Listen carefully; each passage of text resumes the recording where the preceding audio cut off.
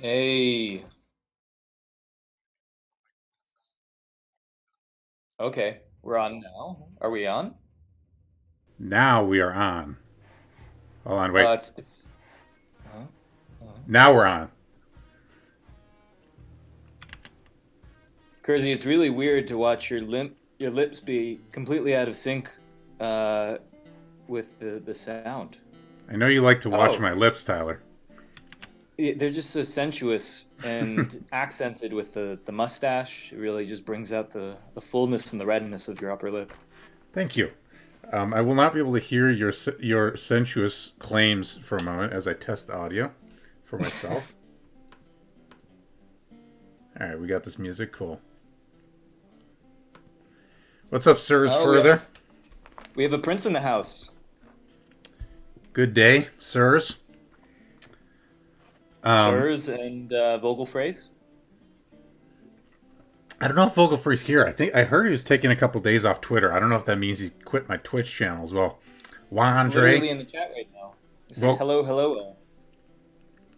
it says hello, hello on Vogelfrey. I don't see him. Mechanical Monk, welcome. Oh, damn. So many good people here. Yeah, man.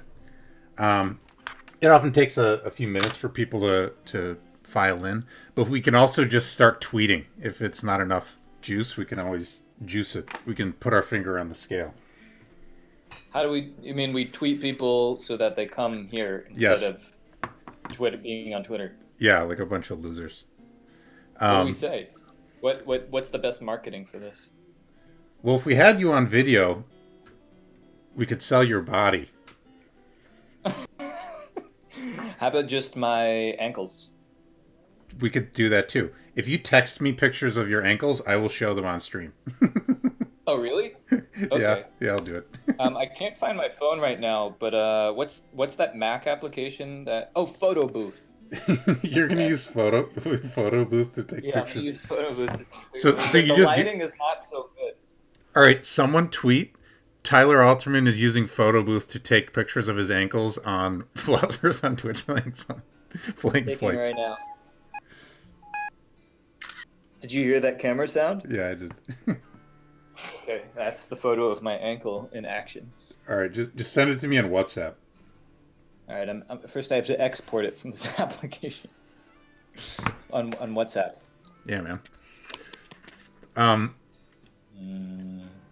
and then once we get the ankle photos up, we can start picking our destination and start chatting. There we go. What do you mean pick our destination? I don't know how Flight Simulator works. You get to choose a place to go? So as you may be able to see on screen, we have a map of the globe, and we can go from anywhere to anywhere within range of our plane. And I can also cheat to make us teleport and fly around and shit. So we got a lot of choices. But we can go anywhere in the world, and I've got a variety of vehicles for your perusal, from fighter jets to big ass like Airbus style planes to little I don't know what types of planes exist, little crappy planes, cool jets. Little Um, little jets. So you have fighter planes and big jets and then little ones. yeah, and like little. Well, one of them's like a true jet. This Textron Aviation, is like a jet. You know, like if you're like rich, you'd get this jet. But there's also some that are like it's like a safari plane. Like this, and they're kind of hard to fly. But this Zlin Aviation, yellow one on the end. Wait, can you just show them to me? Do you have to describe them all? You're describing computer planes to me instead of showing them to me. No, I'm showing. Look at the screen, dude. I am. I'm looking at the screen. All I see is Here, I'll send you a screenshot of what I see. See, it looks like a reflection on a window pane. The fuck? Oh, you're texting me. I'm gonna send it to you. Oh, wait, something's happening. You might just have more delay. You can always refresh. It might catch you up a little if there's too much delay. Something just happened. An Avco Embassy television. Wait, what? Joseph E. Levine presents. What's happening, Kersey? Oh, are you watching an ad? Are I they? don't think so. Oh. No wonder your lips seemed out of sync. I was watching movie night. You're watching a different You're watching a different show. I was watching a different Twitch stream and I was really disoriented. Wait, how do I? I'm sorry. How do I get to you? How's chat doing? I keep seeing 3 people in chat and then 10 people in chat. You just go to my Twitch channel, dude. Okay. Now we're getting to Twitch. Do I click general? Oh, okay. Go. So Twitch is a service that shows live streams.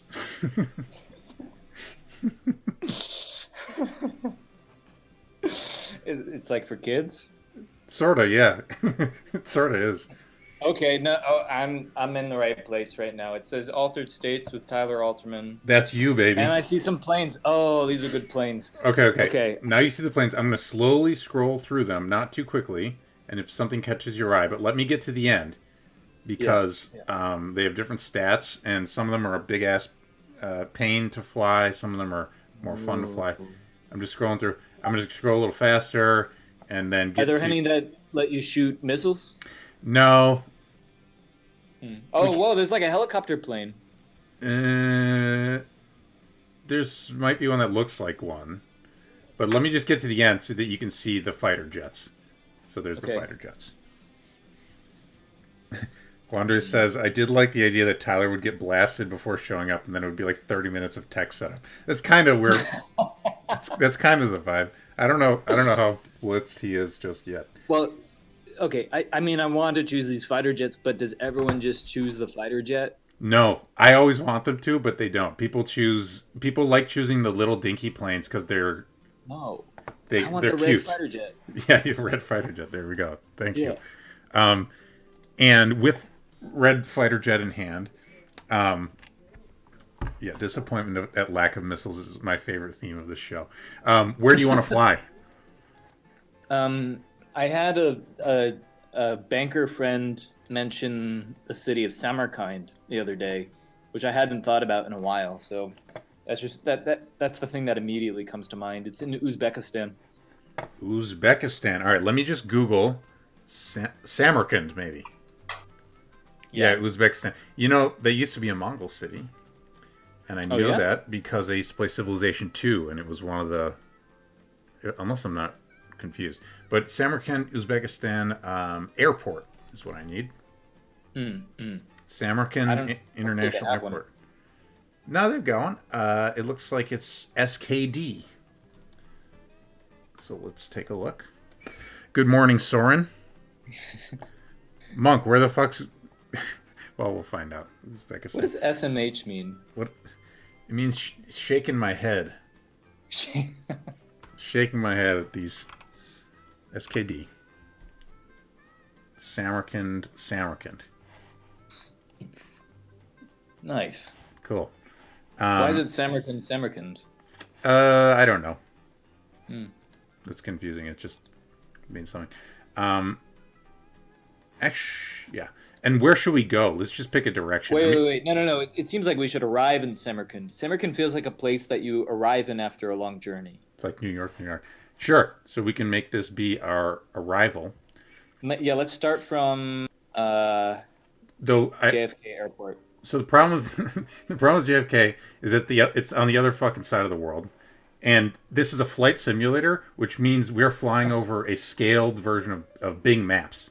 So it will take us like literally 12 hours or something like that, or 16. Okay, let's start in Dubai. I think Dubai might also be too far. Really? Well, let's find out, because this would be a 4-hour flight. A running theme in the show is never getting to the place. Yeah, that's true. Too bad. Okay. So, is this more fun when there are buildings that you could potentially crash into if you don't fly well? Because if so, then we should fly through Dubai at some point, right? Oh wait, oops, hold on. We could do Dubai. Hold on, I want to see Samarkand though. Okay. We could leave from Samarkand, just fly around. All right. I don't know. All right. Wait. I feel like I don't know what the scenery is going to look like at all. No, I mean that's what we're exploring the world, dude. This is what it's like. We don't know what's even out there, and then let's have our arrival be, I don't know, like Faisal Mosque. That sounds cool. But we can we'll probably change it up along the way. All right, excellent. Okay, Bukhara is nearby. what's that? I don't know. Oyster mentions Bukhara. What's Bukhara? Oyster smiling. Oi. Have philosophers on Twitch doing terrorism? we are. This is a staunchly anti-terrorism stream. Is it possible to accidentally fly into a building? So yes, but it really is more of like a simulator than like a game. So, and by the way, you may be seeing us in Uzbekistan momentarily. In that, when you crash, I'm going to start lifting off. Terrorists on Twitch doing philosophy. Yeah, we'll get a fucking Kaczynski to call in. What was I saying? Hey, Cozy. Yes. Should I be talking like, what's the style of this? Should I be talking to you like we're back in like a living room 4 years ago, or should we be talking like we're podcasters, or should we be talking like we're post podcasters, like we're beyond the podcasty artificiality? What's the vibe of this session? God, not like podcasters. I agree. Not like podcasters. Explicitly not a yeah. So notably, this is. Thank you for reminding me. Sorry, show. This is a talk show, not a podcast. By the way, I'm flying over Samarkand. This is great. Isn't it kind of cool? Yeah.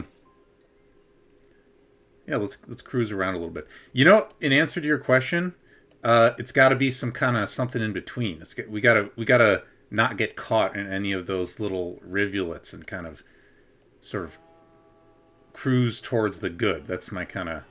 I think this looks like a good rivulet.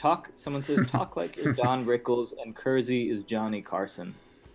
So am I aging myself by not knowing who Don Rickles is? I don't know who Don Rickles is either. All right, let's Google Don Rickles. I've heard that name before. I've also American comedian. Wait. You just got a message. It said 539. Please acknowledge. Are you gonna get shot down? Oh, yeah, I don't know. No, they don't. Again, it's not like a game. It's more just like they say that stuff at you so that you can feel like something's happening, but no, they're not going to shoot happening. I mean, what's happening is we're flying over Samarkand in a fighter jet, which is sick.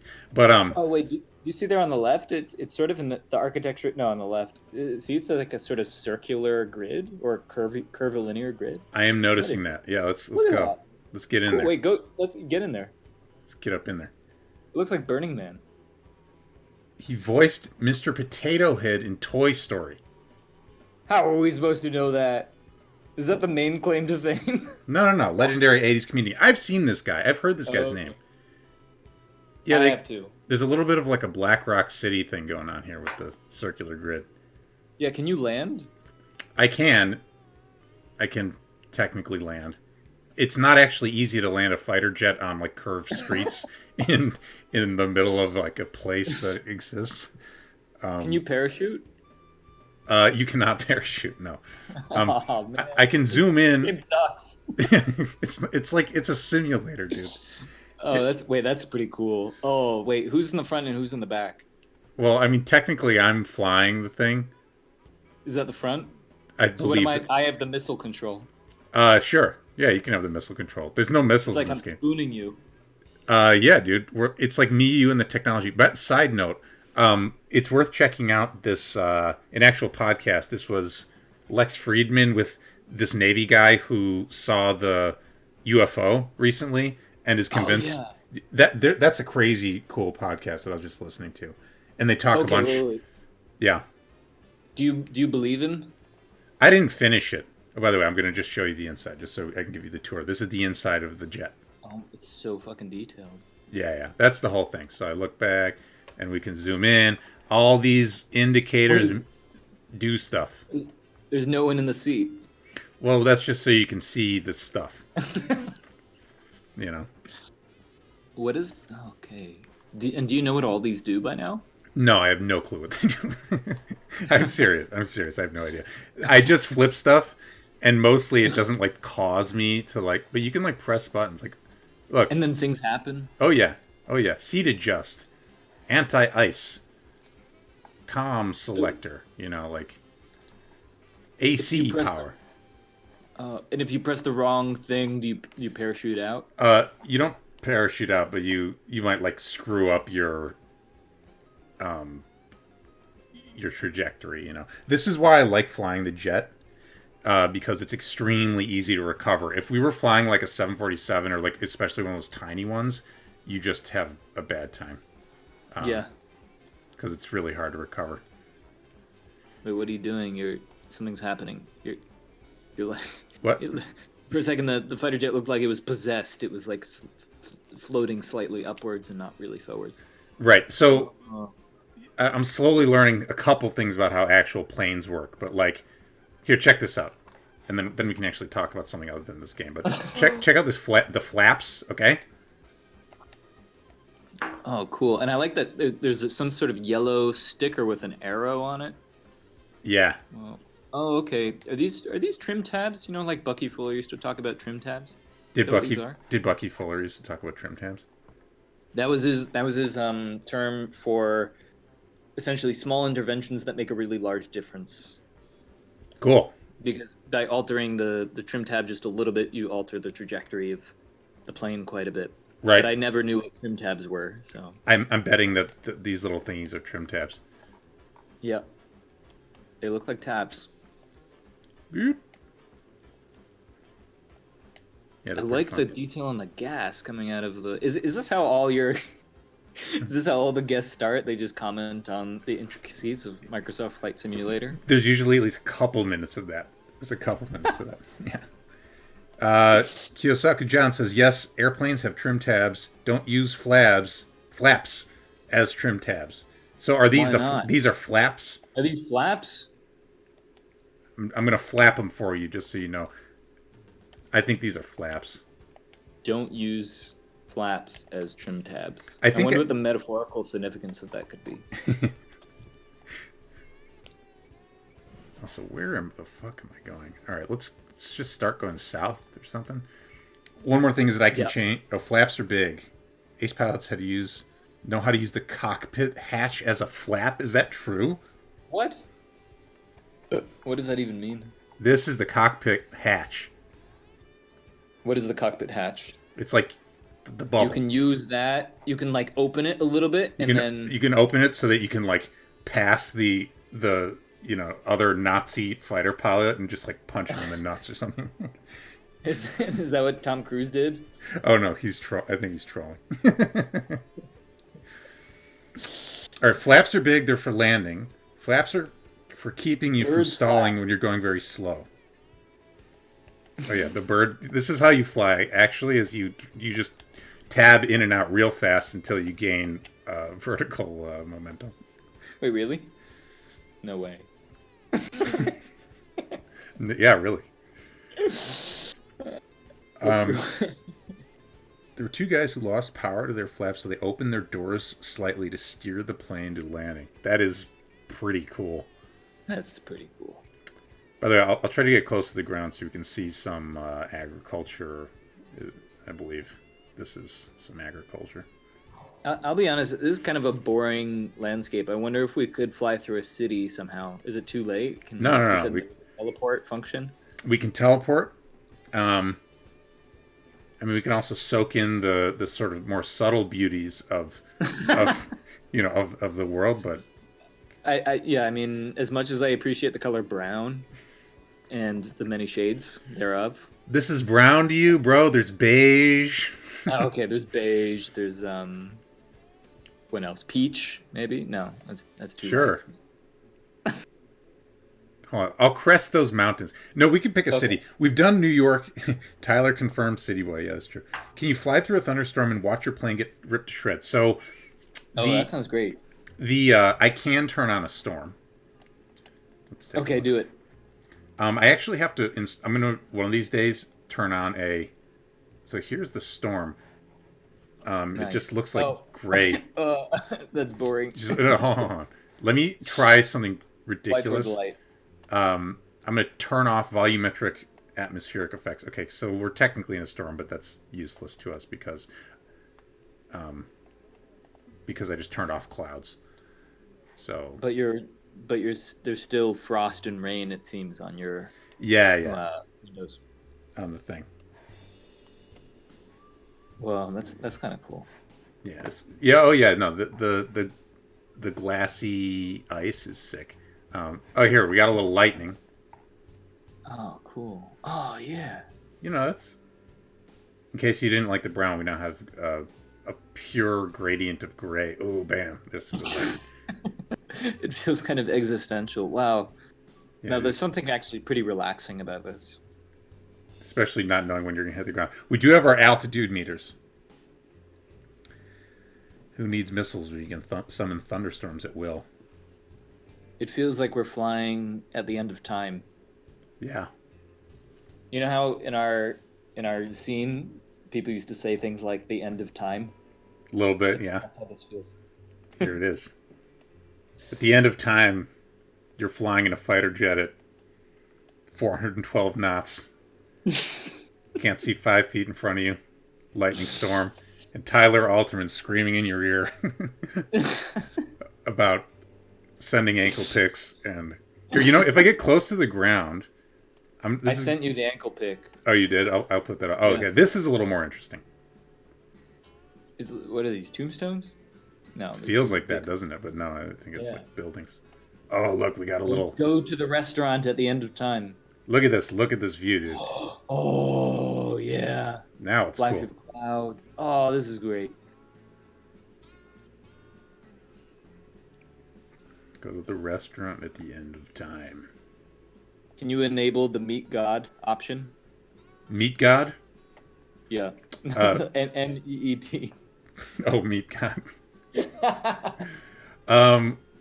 You know, you really have to kind of find that for yourself, I feel like. It's a very personal thing.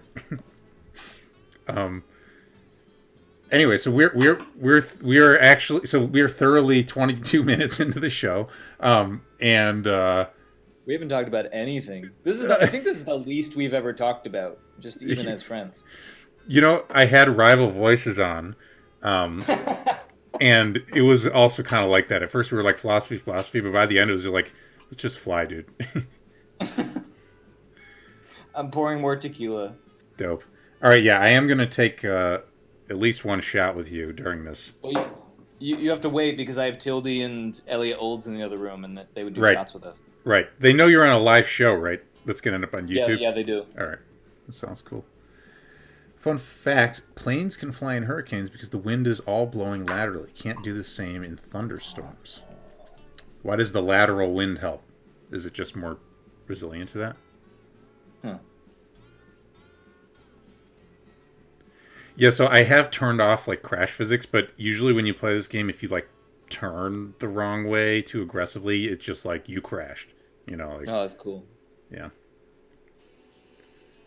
So what's on your mind, Kersey? I feel like we should talk about something besides artificial planes. Yes. We should talk about what's on your mind, dog. What is on my mind? And we also have our list of questions from Twitter whenever, you know, if and when you want to grab some of those. But, you know, I've been hearing some things about your Portugal experience. What's that's about? You know, some people asked about the village. What is the village? Is that the voice that they use when they ask about it? That's how I hear it. Oh, okay. The village, you know. But right now I'm thinking a lot about reserve, actually. Yeah, do you want to talk about that?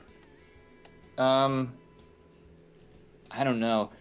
Maybe reserve is doing well. So reserve is this for those who are listening. It's this stablecoin startup that I co-founded with Nevin Freeman and a few other people.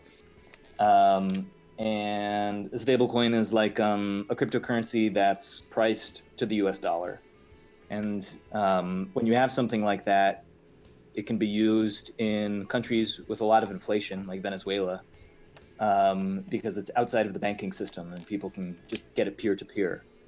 And in countries like Venezuela, now I feel like I'm pitching reserve all of a sudden. But in countries like Venezuela, it's really hard to get stable money because the government blocks bringing in U.S. dollars. And so this is like one of the actual uses for cryptocurrency. There aren't actually that many uses for cryptocurrency, in my opinion. But one of the promising ones is getting stable money to people who use it, or sorry, to who need it but who also use it. And so reserve is that. But recently there's been the crazy Bitcoin thing. You know about this, right? What, that Bitcoin exists? Well, the Bitcoin price spike. I have heard of Bitcoin. Yeah, go on about the price spike. Well, you've heard that has gone from like over the course of I don't know, a month, more than a month. It's gone up to like $50,000. Yeah. Bitcoin. Yep. And so when that happens, pretty much all other of the top 100 cryptocurrencies go up. Right. And I think people just maybe like splash money across them. And so Reserve has suddenly like 10x'd in price. Right. Right. So that's dominating a lot of my thinking lately, because right now I don't have very much money at all, and going from being basically a vagabond, right, who's on a small amount of government aid to a crypto. I mean, I guess this is happening to a lot of people right now, right? They suddenly got a little crypto. Yeah, suddenly crypto rich. Right. And so I mean, basically you're sitting on some reserve because of your early involvement. Yeah. Although it doesn't actually become available until probably the end of the year. Right. But like if I cashed out now, which obviously I can't. Oh, this is great. This looks beautiful. Yeah, we finally found a little something interesting. Yeah, if I were able to cash out now, which is impossible, basically, and I wouldn't do it either because I think it's going to be worth more in the future, but I would be like some sort of multimillionaire.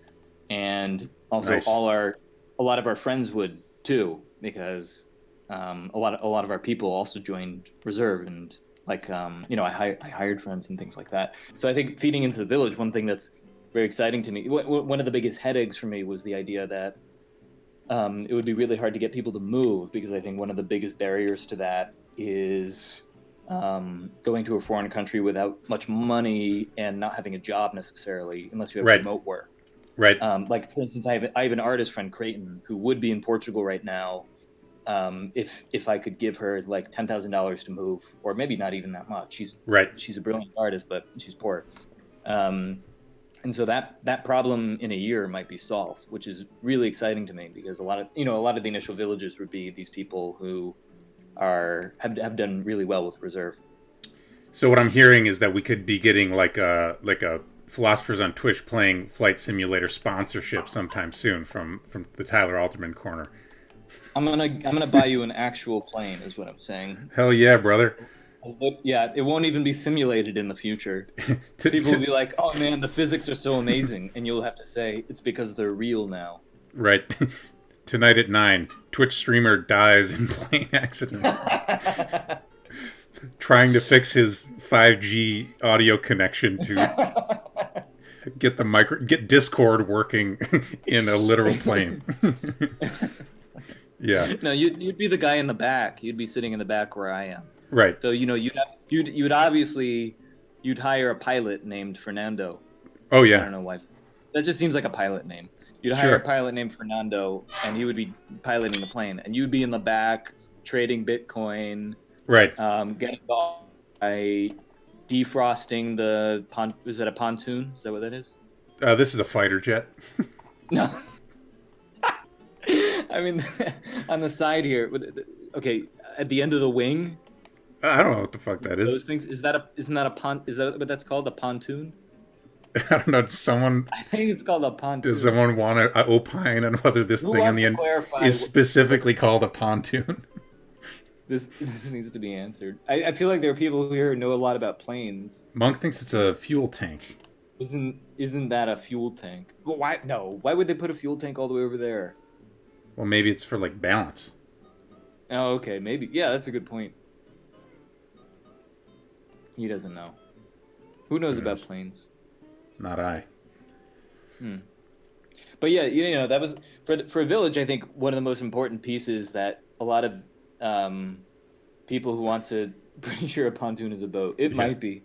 I think a thing that not a lot of people think about when they do things like found villages or you know cringe intentional communities Yes. is they don't really think about long-term sustainability. Mm.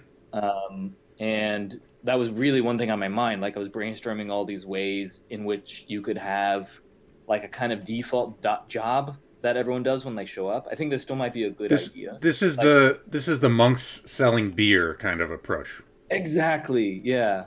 Yeah. Whereas the modern day might be something like Daniel Colson has this business Right. with Jean, his wife, or rather Jean Finn has this business with Daniel, her husband, Yeah. I don't know. called Campus PA, which I think is kind of brilliant. They're all these Ivy League students who are out of work now, who normally Mm-hmm. would have work on campus, and um, they're turning them Three into decades ago. yeah. 3 decades ago, they would have had jobs. Yes. Yeah, 3 decades ago they would have jobs. They would have had jobs 1 year ago on campus. Like at the campus coffee shop or the bookstore. Mm. Um, Oh, interesting. and so Yeah. they're turning them into personal assistants, which is kind of I think pretty genius because what you look for in a personal assistant is someone who's like pretty kind of smart and can do research and also really good at like following rules and Uh-huh. orders. I think Ivy League students are pretty much that, and so they're doing pretty well with that business. And then their idea was that maybe people who moved into the village could be essentially like, high class personal assistants for a little while. And I thought that was an interesting idea because I think if anyone who's like decently smart, I think would make for a good temporary personal assistant as an economic bridge. I was also And thinking like maybe copywriting or yeah. and also about their specific thing, I've heard that part of it is like forming a relationship with the company that lets you potentially learn their trade, etc. So there's like more benefits than Oh, just the. interesting. Um. Yeah, good point. I didn't even think of that. Yeah. I've always wanted to be a butler. Me too. I was just talking to Luca Raid. You would be the He and I worst were butler, Tyler. No, what? I'd be an amazing butler. I'd at least look really good in a. Yeah, I think in a you'd look dress. good. I think you'd look good. Wait, but why do you think I'd be a bad butler? I'd be like, Tyler, get the car, and then you'd be like drinking cappuccinos, like No. in the car with like some cool watercolor master you just met who's like gonna join your village, and I'd be like, Tyler, we fucking talked about this. Wait. You're saying that makes me a bad butler. I would like to counter by saying that makes me a great butler because I would be introducing you to a watercolor master. I mean, That doesn't. What other butler is gonna fucking A, get your car like you said, and then B, show up with a watercolor master in the bro, trunk? when I get rich from my crypto company, which doesn't exist, you can be you can be my vagabond in residence, where you can chill and get the watercolor, homies, and not be relied on to get me from point A to point B in a timely fashion. Wait, let's talk about this because I think Yes. I think there's an art of Sirs Further patronage. wants to hire us. Who? Sirs Further. As butlers or something else? I'm guessing it's butler. He always wanted to have a butler. I think there's only room for one butler, right? Like the butler's like the head guy. Okay, it's butlers, but it's like that scene in The Dark Knight where we have to fight with a broken pool cue. Oh, and whoever wins becomes the butler. Right. It seems kind of like irrelevant to the skills of being a butler. Well, it depends what you're going for. It's commitment. Wait, I do like the idea of have you ever seen a movie where the butler okay, there's an evil villain. The evil villain has a butler, but then the butler also turns out to be, how the evil villain always has like a second in charge who's the ultimate badass, like he's really good with a switch knife, Sure. or he's like a sniper. He's the mini boss before the big boss. Exactly. Yeah. Imagine one that's a butler who has a cane sword. That's pretty cool. I like that. Has that ever existed? A cane sword butler? Surely. No, well, just the archetype of a butler, like an evil second in charge butler. For some reason, Odd Job is coming to mind. I don't know that he's a butler exactly, but Odd Job is. He's dressed like a butler. But isn't he also? Doesn't he work for who is it? Scaramanga or something? For Goldfinger? Maybe Odd Job. I think he might be a butler. He at least had the butler costume. And he had a really sharp hat. Right. Samuel Jackson and Django. Yeah, that's interesting. He's not very physically intimidating. Samuel Jackson and Django. He's more like in this strange social role. But yeah, Yeah, he's like psychologically intimidating. Who would you most like to? This is a good question. Who would you most like to be a butler for? Kanye? No, Kanye is a terrible answer. He'd be totally insane. Who would want like only chartreuse M&Ms? I would do it just to gain Kanye's powers. I don't know if Tyler. I don't know that you particularly know this. I've watched like 20 hours of Kanye interviews I believe it. in the last couple weeks. There's a lot there. In the last couple of weeks. Yes. You're trying to gain his powers through just permeability. Through studying his energy Opening yourself to the spirit of Kanye. and listening to what he says, and yeah, basically. I mean, I've thought about making videos about it because there's a lot there that people miss. Well, let's beta test it. Let's tell me a little bit about Kanye, and I'll tell you if it's boring or not. All right, you ready for this? So, Yep. I can find a specific moment in his interview, his first Breakfast Club interview, and at which ℙ𝕙𝕚𝕚 the God is interviewing him. He's in the crew, Oh, cool. and he talks about how he has this very interesting and weird phrasing in which he talks about how at a certain point in his career he made like this album, and that was like him in preschool, and he makes this album and that was like him in grade school, and he's going through these and he's telling a story about how his artistic development is like him being different ages, and specifically like young ages, right? Like he's a child, is how he's talking Oh, about I thought you were saying like literally in preschool he made a rap album. No. I mean, who knows what he did in preschool? But no. He's saying in his adult life, he made these albums and whatever. And I think that he understands in a deep way that on a psychological level, we're not all the way developed. And he has found the way to ride the edge of where you are as like a spiritual being, not just as a physical being, and create from that genesis point in order to have the artistic process also be a process of self-development. And I think so. A lot of my interest in Kanye is like it's almost not even in his music. Like I like his music, but I'm not a super fan in the sense that I can tell you all the producers and like all the different instruments and whatever. But I am a super fan in the sense of studying him as like a spiritual, sojourner, you might say. Does he have a self-awareness of what level what level he's at now? Like you said he was at preschool and then grade school. Where is he currently? I mean, part of what the deal is with Kanye is he's also all over the map and he says crazy shit. So it's a mix, right? I mean, he says, he's the greatest artist of all time and was picked by God to represent God among celebrities and in the art world, and how art has been taken over by like the devil, right? And he looks at his old work and the stuff he used to promote, and that was like demonic, and now he's there to like fix the thing. So, yeah, he is all over the map. Do you think he really believes that? Like his job is to, I don't know, kick the devil out of art? I think that I think he really does believe some of this type of stuff, and nailing down exactly what would not be super trivial. But I think he does have some true faith in himself as a servant of God. Did you say that Oliver Careful is in the chat? He is in the chat. There he is. Damn. The question is really who Kanye would be the best butler for. Sounds like a hard sell. Pretty erratic. I mean, according to Kanye, God. I mean, his whole thing is kneel before no man, right? For God. Yeah. I like that. Yeah, dude. I'll send you a couple of these interviews. I'll send you one of them if you're interested, because it's cool. I am interested, actually. We are all God's butlers. Maybe you got to work your way up. I feel like most people are God's just servants. Like butler's the top of the top, right?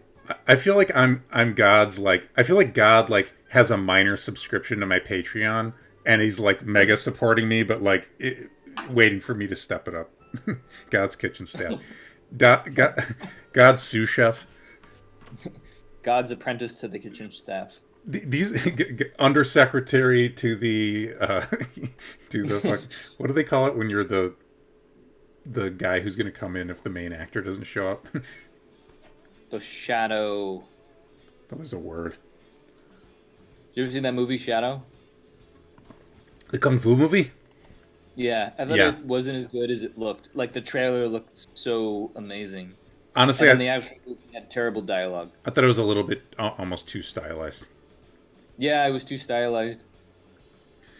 Henry asked, has Kanye explicitly said that he thinks his early work was satanic? He at least expresses regret about a lot of the content of it, and has even hinted that he's going to redo it. I don't know if he will ever do this, and I kind of hope he doesn't. He's even hinted that he would redo the old albums with like more wholesome themes, which sounds so bad to me, but It's terrible. he like hinted it, and I hope it was just a stupid thought. 𝔽𝕚𝕚𝕚𝕚 notes that I'm pretty close to the ground. In fact, I'm 2,100 feet. Yeah, I know. And your fuel is getting low. Like, what happens when your fuel goes to 0? It just stops. How do you get more fuel? I press some key combination that I usually have to look up every week. You don't have to like stop for fuel. That's so unrealistic. There might be some way to do that. I'm not sure that my I think. Well, is there any way you can, like there are those refueling planes? Is there any way you can get a refueling plane to come up and give you fuel? No, not that I know of. Oh, can I tell you something amazing? Wait, you already know this. Okay. Tell our people. Yeah. Well, okay. So to the people, once upon a time, Michael Kersey and I were in the Adirondack Mountains in New York with a 4-star general, or I forget, it was 3-star, 4-star. And he was over for dinner. I made a mistake. Do you remember what that guy's project was in the past? I do. I'm gonna want to. If we're talking about this, I'm gonna want to tell my steak story. But say your thing, yeah. Your snake story? Steak story. Yes. Was there a steak story associated with this? Yes. I forget. I do remember that when we went to Lake Placid, you ordered some sort of amazing brisket that I still think about. Oh God, you're making me hungry, dude.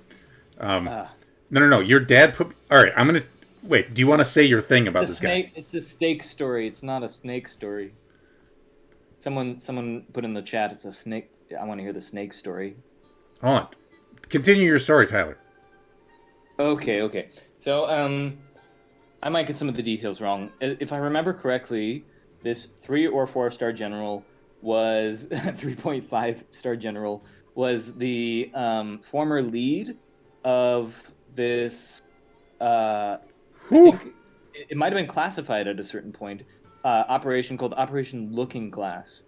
Now, what Operation Looking Glass was where they had the military had a plane constantly in the sky over America. Like it only set. I think it just never set down. Actually. Yeah, I think that's what he said. It was just constantly in the sky, and the way it stayed in the sky was by having another plane like pull up and somehow refuel it. Right? Am I remembering that correctly? Yeah, I think it was in the sky. Yep. Okay, so that happened, and then the point of this plane in the sky was that if the U.S. got just totally nuked by like Russia, for example, then the people in this plane would rebuild all of society, or at least American society. Like they had the plans to rebuild American society in the brains and the documents in this plane, and they could communicate with like the ground with radios, and presumably they had like ground locations that were, I don't know, like the places where you would rebuild American civilization or American society from. And they would like coordinate that while in the sky. I just think that's incredible. Like, no, yeah. Someone wrote in the chat, metal. It is metal. Like it feels like the exact sort of thing that. It's the type of shit you would like your government to be doing, right? Like exactly. That's the thing I was gonna say. Like if you compare like the coronavirus response to this, right? It's like, I mean, who knows? Maybe the U.S. would have gotten nuked, and like we had, we did have all these protocols for what happens if there's a pandemic, and it didn't really work out. So maybe the U.S. would have gotten nuked, and these guys in the plane would have tried to communicate with the ground, and like the radio signal wouldn't reach far enough, and then the people would like not want to hear what they were saying. I don't know. But, Yeah. I mean, the fact that it existed, I find pretty amazing. So now let me tell this steak story. Yes. So, you guys ready for this? So, we're there. Tyler's dad says, "Hey, we're having this guy over. He's an old friend." And I had been talking about making steak because I make steak. I'm pretty good at making steak. All right. So he says, "We're gonna have some steak, and you can cook it." And I'm like, yeah, I'm like, kind of like this. He's like, no, we got it. We'll get whatever you need. I'm like, okay, all right, sounds good. And so, I go to take a nap, because I was doing whatever. I wanted to take a nap. Tyler's dad comes back, and he's got, so I said, he's like, I'm going to the grocery store. I said, okay, just get some ribeyes, and I'll cook it my way. He comes back, he's got strip steaks, and they are soaking in marinade, all right? And the problem is that I cook my steaks dry and on a very hot surface. I cook them on a cast iron pan and no marinade at all. He comes back, these things are marinating in like oil and like mustard, and there's like mustard seeds in there, and like tomatoes and shit like this. So we got these soaking wet steaks and stuff. Not only that, we try to set up the grill, which is not my preference. I like the cast iron pan. We didn't have a cast iron pan. Okay, fine, I'll use the grill. It's kind of the same thing. And the grill's not working, and the time is ticking down, right, to when this badass is going to be coming to dinner, and I got to make like 6 steaks for 6 people or whatever, 8 or whatever the fuck it was. So a steak to impress a general. So Tyler's dad goes, oh no, don't worry about it. We've got this hot plate, and I look at the hot plate, and it says, it goes up to 450 degrees. So I'm like, sure, I'll use the hot plate. So I turn on the hot plate. I'm using it. I start cooking some of the steaks, and I find out all too late that it's not really heating. It keeps like heating up and stopping heating. So the heat is kind of like oscillating between like probably like 200 degrees and like 100 degrees or whatever. And I'm slow cooking this soaking wet strip steak, and it's just turning gray, right? It's just getting dry and like gray and like covered in stuff. There's no sear whatsoever. Finally, I'm like, fuck it, okay? I crank the gas on the stove. I have not even a non-stick pan. It's just, you guys had just a metal pan. A stick pan. And I blast it, and I cook the steaks. I finally get it done, like at super high heat. The whole place is filling with smoke because we're burning all this marinade. And I get it done, and I realize I've got 3 good steaks and 3 shit steaks, all right? And I go to my friends. I go to Tyler and a couple of the other people right. here. I got the shit steak, I'm pretty sure. And I said, guys, listen, I can make a great steak, but I got 3 shit steaks here and 3 good steaks, and we got the guy coming over. They're like, yeah, don't worry about it. And so we sit down, we're eating the steak, and we're doing whatever. And in the middle of some story, this, 6'5" badass general goes, good steak. And then he keeps going with what he's talking about. So yeah, we fucking pulled it out at the last moment. But someone wrote in the chat that sounds like pretty high stakes. So, is this the trolley problem? Yeah. Anyway, there's my steak story. Yeah. The trolley problem is, do you screw over your friend by giving them the shit steak? Yeah, and the answer is yes. And that fucked me for life, basically. Thank you, Soren. Which Soren is this? Is this Soren from the Pareto Fellowship? Do I know you, Soren? I don't think so. I think he's Soren's from Different Twitter. Soren. Oh, okay. Too bad. What's the weather here? Yes, we're surrounded by some kind of storms. We are in Uzbekistan, and I turned on storms. Can you turn on the Mad Max sequel? Can you get Sandstorm that has lightning and fire in it? That would be sick, dude. I gotta get you back on sometime when I have the mods installed, because there's a couple other options. Mods, yeah. There are mods, but it's not like a lot. Also, by the way, if you want to, we could play some GTA, and I got ridiculous mods in there, but I do like just cruising. I kind of like this meditative activity of soaring amongst these dramatic clouds. By the way, if you ever want to have me back on, yes, I got my significant other to agree to be on with me. Is that good? Is that good for me? It's good. Yeah, she's really smart. I believe you. Does she do watercolor? Sorry. No, what does she do? I call her I'm learning a lot from her, actually. I call her a context artist. I made up that label for her because she's an artist, but her medium is basically people. Uh-huh. So she's the sort of person who will like go into a room full of people who are talking lots of bullshit, and then she'll do something, Right. and suddenly they'll be talking like enlightened people. So it sounds like she's a little bit of a guru. She's sort of like, yeah, actually, people kind of treat her that way, and it's awkward for her. Right. Yeah. Yeah, I'm intrigued. Not the worst problem to have. Yeah, yeah. You could have like a peg leg or something. Like She makes someone commented she makes art out of people in a serial killer. Oh, what is that Lovecraft story that they redid in redid it in Fallout 4. It is called Pickman's something. Anyway. Oh, I never read that one. You know, you got me into Lovecraft. I read a lot of Lovecraft because of you. Nice. That's great. But I only read the classics. She draws pen 15 on them with Sharpie. And then kills them. and then kills them and stitches together their bodies. Into a giant Frankenstein.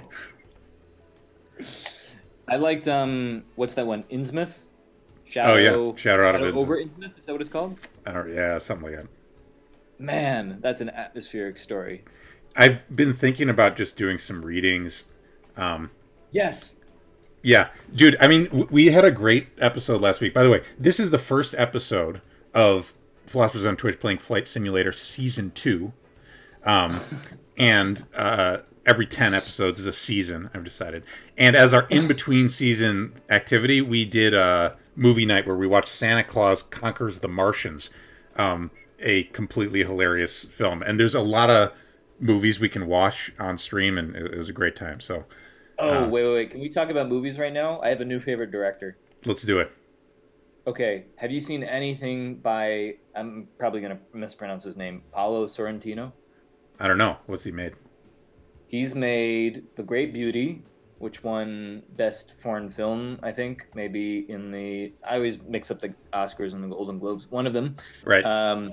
He also made, maybe more notably, The Young Pope and the New Pope.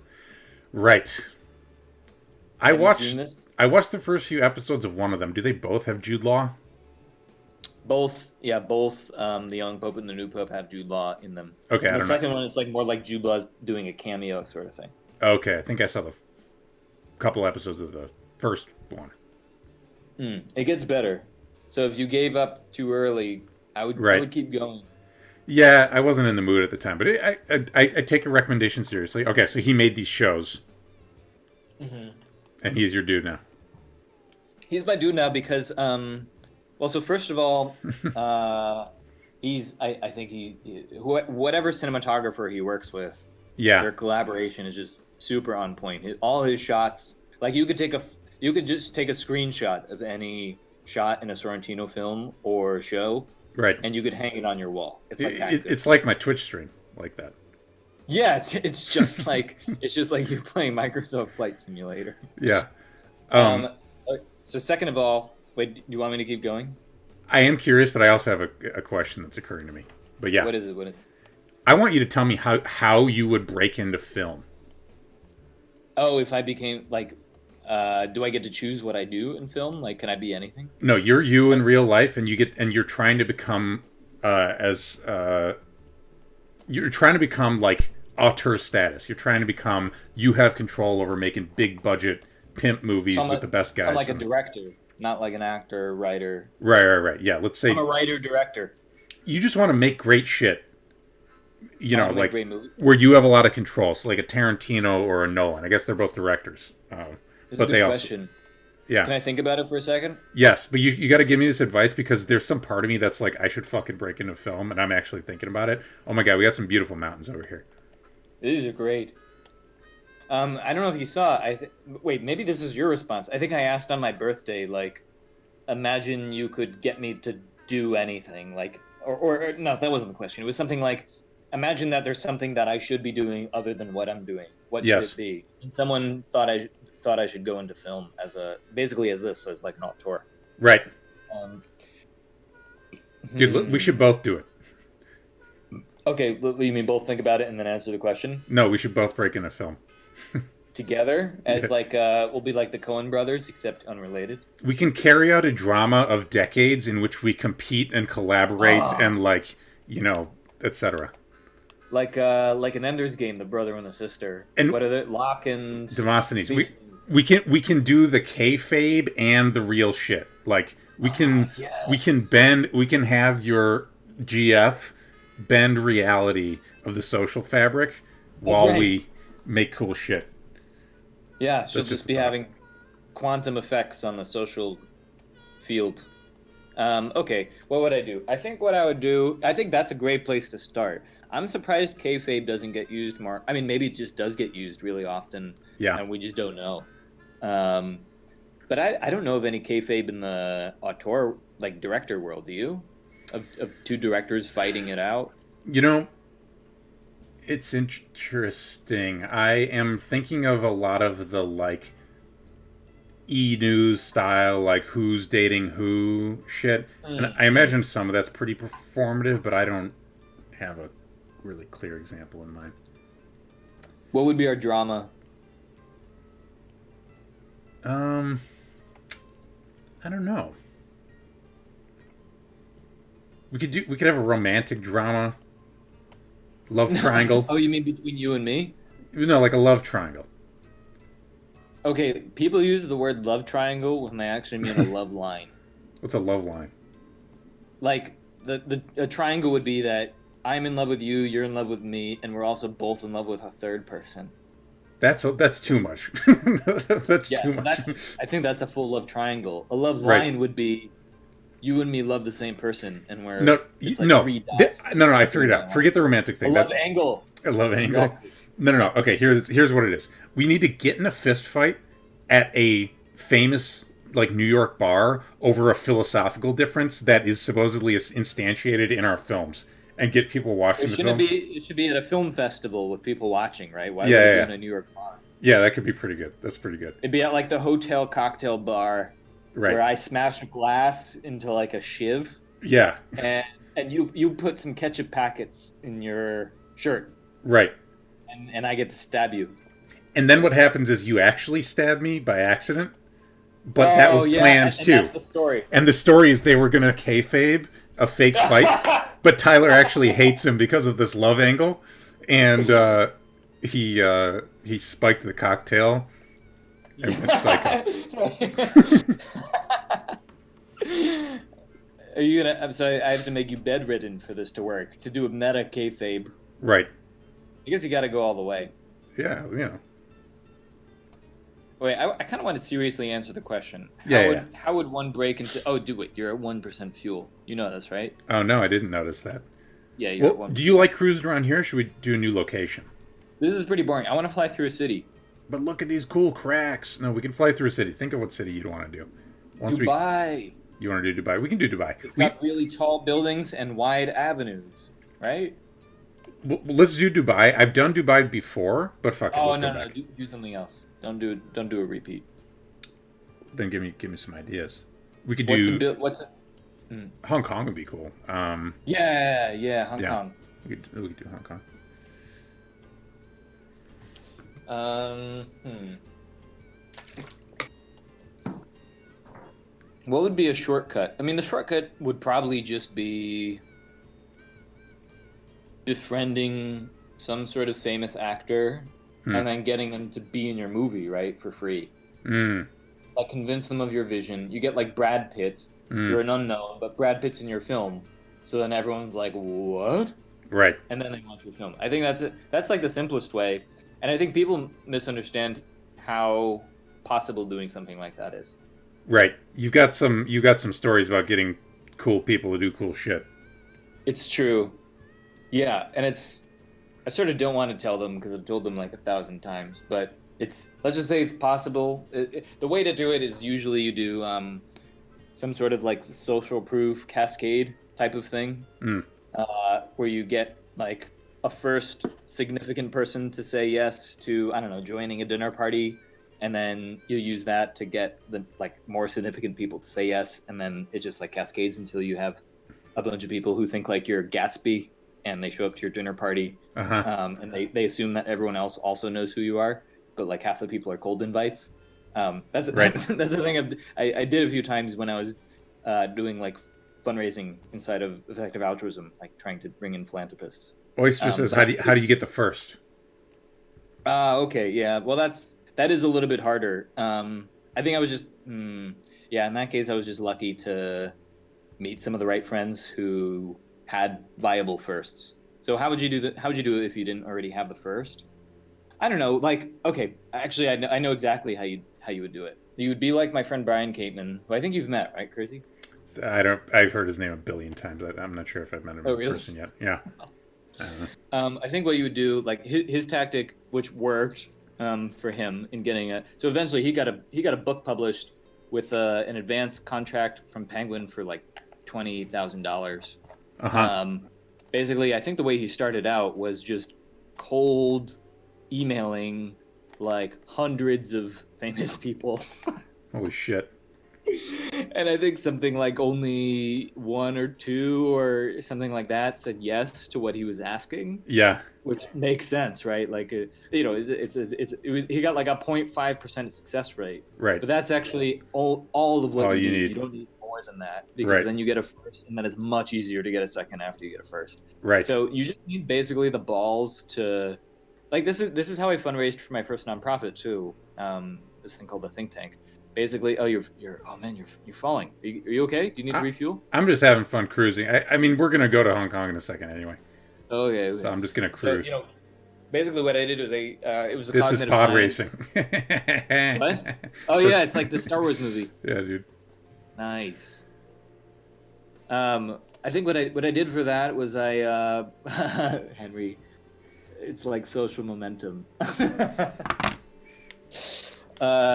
I basically found mailing lists of tons of different professors in cognitive science and educators and things like that. Mm-hmm. And I just sent an email to I think like thousands. It must have been like thousands of people Mm-hmm. involved in either teaching cognitive science or researching cognitive science, and not that very many. I think it was a Kickstarter campaign or Indiegogo that I was using to fundraise, and Right. only a few initial people actually responded, and of those, like only a small percentage actually donated to the Indiegogo.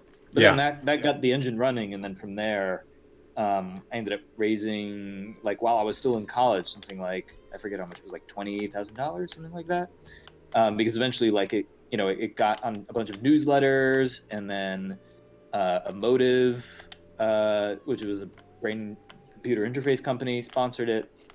So I think you can do that to get a first, and it's pretty high effort, you might think. Actually, Right. It's not that high effort. It doesn't take that long. But it takes some balls. It takes some It takes some intent, balls. and you gotta be willing to eat some of the like, is this too spammy or something like that. Yeah, but people like Michael Vassar, right, or like Alex K. Chen. There are people in the world who are not very charismatic or socially skilled. I mean, they're charismatic in their own way. Yes, but this they're is mostly going just, on like, YouTube, really- by the way, just so you know. What? This is going on YouTube, by the way, just so you know. I know. All right. Alex K. Chen and Vassar, if you hear me talking about you and saying you're a little bit socially awkward, I endorse everything that I say. Right? Yes. Thank you. I think That's all I think wanted. there's That's all I wanted. but they have a remarkable success rate at eventually just like talking to really famous people. Right. And I think most people just don't have their persistence. Right. Totally. So I think this is how to break into the film industry. So you'd start with something like that, and then you'd get someone to be like in your film. Yeah. It could even be like a B-list actor, like at least a name that people have heard of. And then you can just go around, and then you have this initial film. It's probably not good because it's your first film. Yeah. But you can at least name drop this actor, and then that will snowball to getting like higher and higher, prestige people onto your film, and higher and higher skill people, like better camera people, better sound people. Right. Yeah, it's interesting. Of course, you need to have vision to begin with, right? Maybe that's worth talking about, because that actually seems harder. Like, how do you have sufficient vision to create a film that's worth actually watching and not just a waste of people's attention spans? Right. Yeah, what do you think? What do you think? I feel like I just ranted for too long. Well, I mean, that's why we're here. We're here to talk. Right, the Um, talk show. but yeah, talk show. Here's my new idea: a talk show, but nobody talks. It's A like the silent talk non-funny show. talk show. A silent talk show. I told you about my what the hell was it? I had some stupid idea. It's oh yeah, the podcast. Did you hear about the podcast? Bod? Are you saying bod? B-O-D? Yeah, podcast. Podcast? No, never heard of it. So the podcast is where two people silently reveal their bods to each other on a Zoom call. Ooh. And totally silently. Whole thing takes 20 minutes. It's not sexual. You're not supposed to put it there. You just bod reveal, and then they silently give nonverbal, signs of recognition, appreciation, hopefully, acknowledgement and interaction, and then you publish that. And what you're doing is you're bringing back the aesthetic of the appreciation of the body, not from a sexual point of view, but merely from an aesthetic point of view. And are they having like like in Asimov's Second Foundation, I still haven't read Second these Foundation books, members could like talk to one another just with the body, like just with their fingers and twitches and stuff like that? And I mean, Bene if Gesserit do that too? if they can do that, then yeah, we just got to So follow. you have that as part of it. Welcome, Embryosophy. Thank you for showing up. Good to see you. Yeah, if those people can do that, then they can do that. By the way, we're at Hong Kong International. I'm gonna go over to the city. Yeah, this looks nothing like Hong Kong to me, Kersey. Bro. It's just the airport. Airports are always in such terrible locations. I mean, this is kind of nice, actually. Yeah, it's cool. Surrounded by water. I think, where the fuck is Hong Kong? From here. An age-old question. Yeah, got any Hong Kongers in the chat? Someone said in the chat, he's invented OnlyFans. No, bro, it's but non-sexual. OnlyFans doesn't have Bene Gesserit communication Yeah, bro. between the bodily elite. The bodily elite. The bodlete. That's weird. I think this game needs Google Maps. Bing isn't cutting it. I hear you. That might also be a mod that's available where you actually use Google Maps. But yeah, no, cool. Bing has some issues. I don't know where Hong Kong is. I'm gonna look left because that kind of looks promising. Yeah, it's getting a little bit more urban over to the left. Yeah, I think so. But we're also right by Shenzhen, so. I just want to see you cruise down an avenue between the buildings. I think that would be cool. It's hard to do, believe it or not. Yeah? But yeah, I don't give a shit. Can't stop me. This is looking like Hong Kong's spread over a couple islands. I believe it's a mainland and an island. All right, so wait, Kersey, what would you make a movie about? I've had a few ideas. Nothing is that super worked out. This isn't Hong Kong. It looks really boring whenever this is. It's all the buildings. Look at these buildings. They're so monotonous. Well, Almost like Soviet architecture. you gotta appreciate other cultures, dog. It's a bunch of plus signs. Where are we? Is this like some exurb of... It's kind of weird. I don't know if you saw that to the left, the thing you flew over before. It was this cluster of buildings in like a square made of plus signs. Right. It's a little weird. It's kind of... I think that's Here we go. There's more of those. I think it's an efficient way to have humans exist, maybe, but have them all have light. Might be a reason. Cruciform high-rises offer the most amount of light. Mechanical Monk says go east. All right. It's not up here or something? You're right. I mean, I'll go east. I'll answer your question. A lot of the things I would really love to have exist someday in movies are... It's unfortunately, I mean, the easiest thing to think of is it's just big budget shit. Have I told you about my Sacred Band of Thebes movie? No. Do you know about this? Do you know about the Sacred Band of Thebes? No. Sacred Band of Thebes was a group of Theban homosexual elite warriors, and they were No couples. It way. was like 150 couples or 200 couples or something like that. No way. Way. And Wait, were they recruited as couples, or were they yes. turned into couples? No, I think they were recruited. That's a good question. I don't know. But there's a perfect rise and fall arc because they have these like glorious victories for a while, and then they get defeated at some battle. I don't know if it's a civil war or whatever. But the way you would do it, I'm going to go east. It's the RW on the map. I don't know. Oh, the RW is Hong Kong. All right, let's go.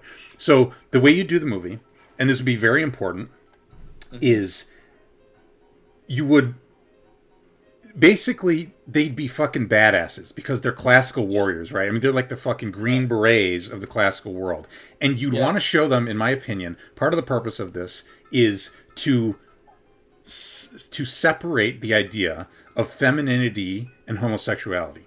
And the reason, because historically speaking, it's like not like fabulous or whatever is an invention, and I don't know exactly. I don't know when it's invented. Okay, this is looking more like Hong Kong that we're coming up on.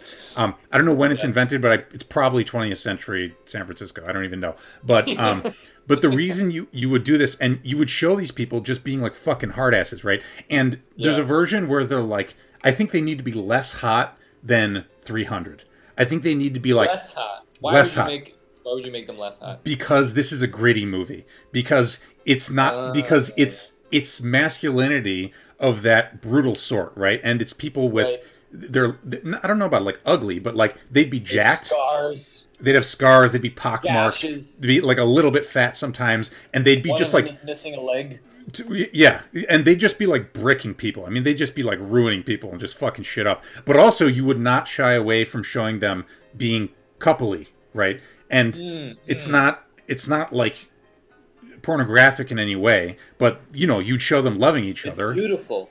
That's one of my visions. That was a movie that like the only reason I would be the right person to make this is only because I care about the concept of masculinity and I care about history and I want it made. But there's many reasons why I wouldn't be the right person to make it. So, but anyway. Oh yeah, here we go. We are in Hong Kong. That's a legitimately good idea, especially like given the current day environment. Right. Where I think if you make a movie about gay people, like I think people want like there's a big audience for that, right? Whoa, what just happened? I paused us just so we could look at. So this doesn't actually look exactly what it looks like in real life. Oh, maybe I'm looking at the wrong ones. Okay, just so people know, as far as I know it, I've been to Hong Kong a couple times. To our right is the island of Hong Kong, and this is Kowloon, which is across and attached to the mainland. And if we proceed to the island, I will be able to show. I'm doing this for a Hong Kong. I like how the International Commerce Center looks like the monolith from 2001: A Space Odyssey. Yeah. So this building to our right that says International Finance Center on it. If you watch The Dark Knight, there's a part where Batman goes after. Yes. Right, he goes after the Hong Kong. That's such a good scene. Oh my god, where he like flies through the air, right? He jumps from one of these to the other. So there's a taller IFC building and there's a shorter one. And I don't know exactly where the shorter one is, but he flies from one to the other. And it's somewhere here on the skyline. Oh wait, what's the look to the left? Go left and down. There's a cool looking building. Yeah, the convention center. So, yeah, I don't know. Convention center. I don't really know what they do there. Presumably they have like. Is it evil or good or I can't make up my mind about this aesthetic. Right here, I'm going to get a little closer without breaking our terrorism rule. I'm just eyeballing that one on to our left with that shiny gold. That's pretty cool. It's like, what is it, gold plated on the side? Yeah, I don't know how perfect these models are. Oyster's mentioning the RIP walled city. Yeah, there was a walled city in Kowloon. Yeah, it's super. Big influence on Blade Runner. I think it might have been. Really? I think so. I think it might have been Hong Kong in general. What did you think of the Blade Runner sequel? I thought it was cool as hell, but honestly, I'll just go back and forth over Hong Kong. Okay, here's my opinion. It was beautiful, but the original Blade Runner is like 3 lines of poetry. Okay? It's like 1 line of poetry. The original Blade Runner is so concise and elegant and like the perfect balance of like cool new shit and stylized, and the music is sick, and like it's very much concise. And the new Blade Runner is like if you give someone that palette and are just like, yeah, fuck it, make some cool shit, and like basically that's Villeneuve, right? Yeah. I Oh, think wait. I learned recently. Do you know how you really pronounce his name? No. I didn't What? know this until recently. I say, It's like Villeneuve. where's he from? Is that Spanish? Like actual Spain? I think. Well, I think his ethnicity. I think is different from his nationality. I'm pretty sure he's Canadian, Okay. like maybe French Canadian. But his name is actually pronounced, as far as I remember, his name was pronounced in an interview as Denis Villeneuve. Denis Villeneuve. That, yeah, wait. Someone's saying something good. The new one had more vastness and sculptural cinematic space in it. That's what I liked about it. And it's so that director, whose name is impossible to say, excels at atmosphere. Sicario Yes. is all atmosphere. Incredible. There's a plot too, but it's like it's an atmosphere movie. So I think we got what we would get out of him, which is sick atmospheres, and then like there's some plot, and like Ryan Gosling's cool, but that was my opinion about that. And so, are you worried? I guess you're probably worried about the new Dune movie. I'm not worried. I think it's gonna be sick. I don't know that it's gonna. Okay, here's my opinion on remakes. People get so upset when the remake is like done wrong. You just need to fucking let that hope die, right? Because so many of them are bad, and you just like people need to take a shot at it, right? And you know, it's not going to be perfect, but I think it'll be cool as hell, and it might be great, it might be legendary, and we will certainly get some like god tier visuals and vibes, I think. I'm just a little bit worried that like it will be a near miss, and Dune near miss in terms of delivering like the mimetic bomb. Right. That is Dune. And if that happens, then we're gonna have to wait like 20 more years to like until redeliver there's another remake. That's why we need to get into movies, dude. Yeah. So Soren says that the original Blade Runner isn't concise; it's long and boring. I kind of agree. I might buy. Okay, I have this problem, which is that I don't think almost anything is boring. When I think something's boring, other people have like already killed themselves. And when I was in high school, I read My Antonia, and everyone in my class was just dying at this long, slow book about like Nebraska and how like empty Nebraska is, like the topic of this book. And I asked my teacher, when does the boring part start? Because I just finished part 1. And she said, oh, like part 1 is the part that people hate. So I have a extreme tolerance for vibey kind of stuff, and I'm cool not skipping to the next part of the plot a lot of the time. But if the atmosphere's good, so that might explain a difference in opinion. So that I can change the. How's your drinking going? I'm stuck in terms of the books. I'm still stuck on Dune 5. I've been reading Dune 5 for like 2 years. Uh-huh. It's good, but it's also, I mean, it's good in terms of concept, but the writing is really bad. The plotting is really drawn out. Right. And I still haven't been able to finish it. Oh, we got a call-in request. Okay, yeah, nice. Call-in request. Let's do it. Real quick. Oh yeah, we got Wandry in there. Wandry, I'm gonna let you in a second. I'm just gonna quick comment. W says examples of other things that are long and boring but still good. In my opinion, I actually think that the Dune book, especially part 1, is like that. It took me some time to be able to appreciate it, but I actually these days I like the geopolitics. I like the long, slow. Like, what is that? What am I thinking about? What they're thinking about? What I'm thinking. So I'd have to think about it more. Here's an interesting one. Name of the Wind, Book 1. You found. Wait, you mean Name of the Wind or Killer Chronicles Book 1? Yeah, I think basically nothing happens until like a quarter of the way through, maybe even later. Yeah, it's interesting. I remember that being, fucking full of juice. But why don't we bring Wandre in the chat? Oh, drag and drop. Why didn't that work? Drag and drop. Uh-oh. Drag and drop. Hey, Wandre. Hello. What's up, dog? You're on Philosophers on Twitch playing Flight Simulator with Tyler Alterman.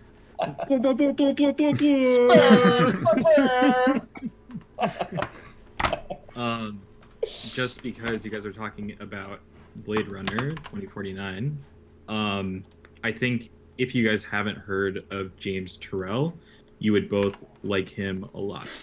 Who is that? Yes, similar vibe. I highly recommend looking him up. Maybe on stream if it was chill, just Google image search him.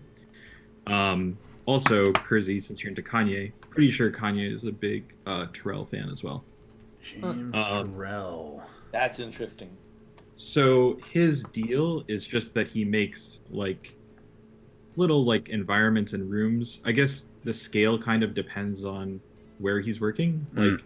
He's done a bunch of permanent installations in lots of random places. There's a Vegas casino one, maybe an airport one, and then he'll do them in people's houses.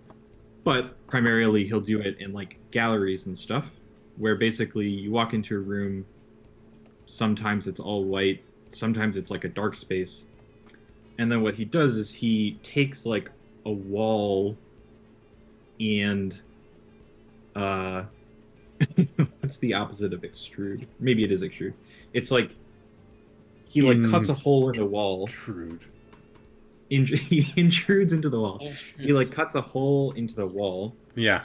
And then makes a space behind the wall that he then lights. Mm-hmm. And then when you look at it, you don't necessarily know you're looking into a space with depth. You might just be looking at a wall that a projector projected light onto. How do you pronounce it? Spell this guy's Tyrrrel? Turrell. James? Okay, Yep. here. Let me throw on a little, let's get a little... Actually, let me make sure this is valid.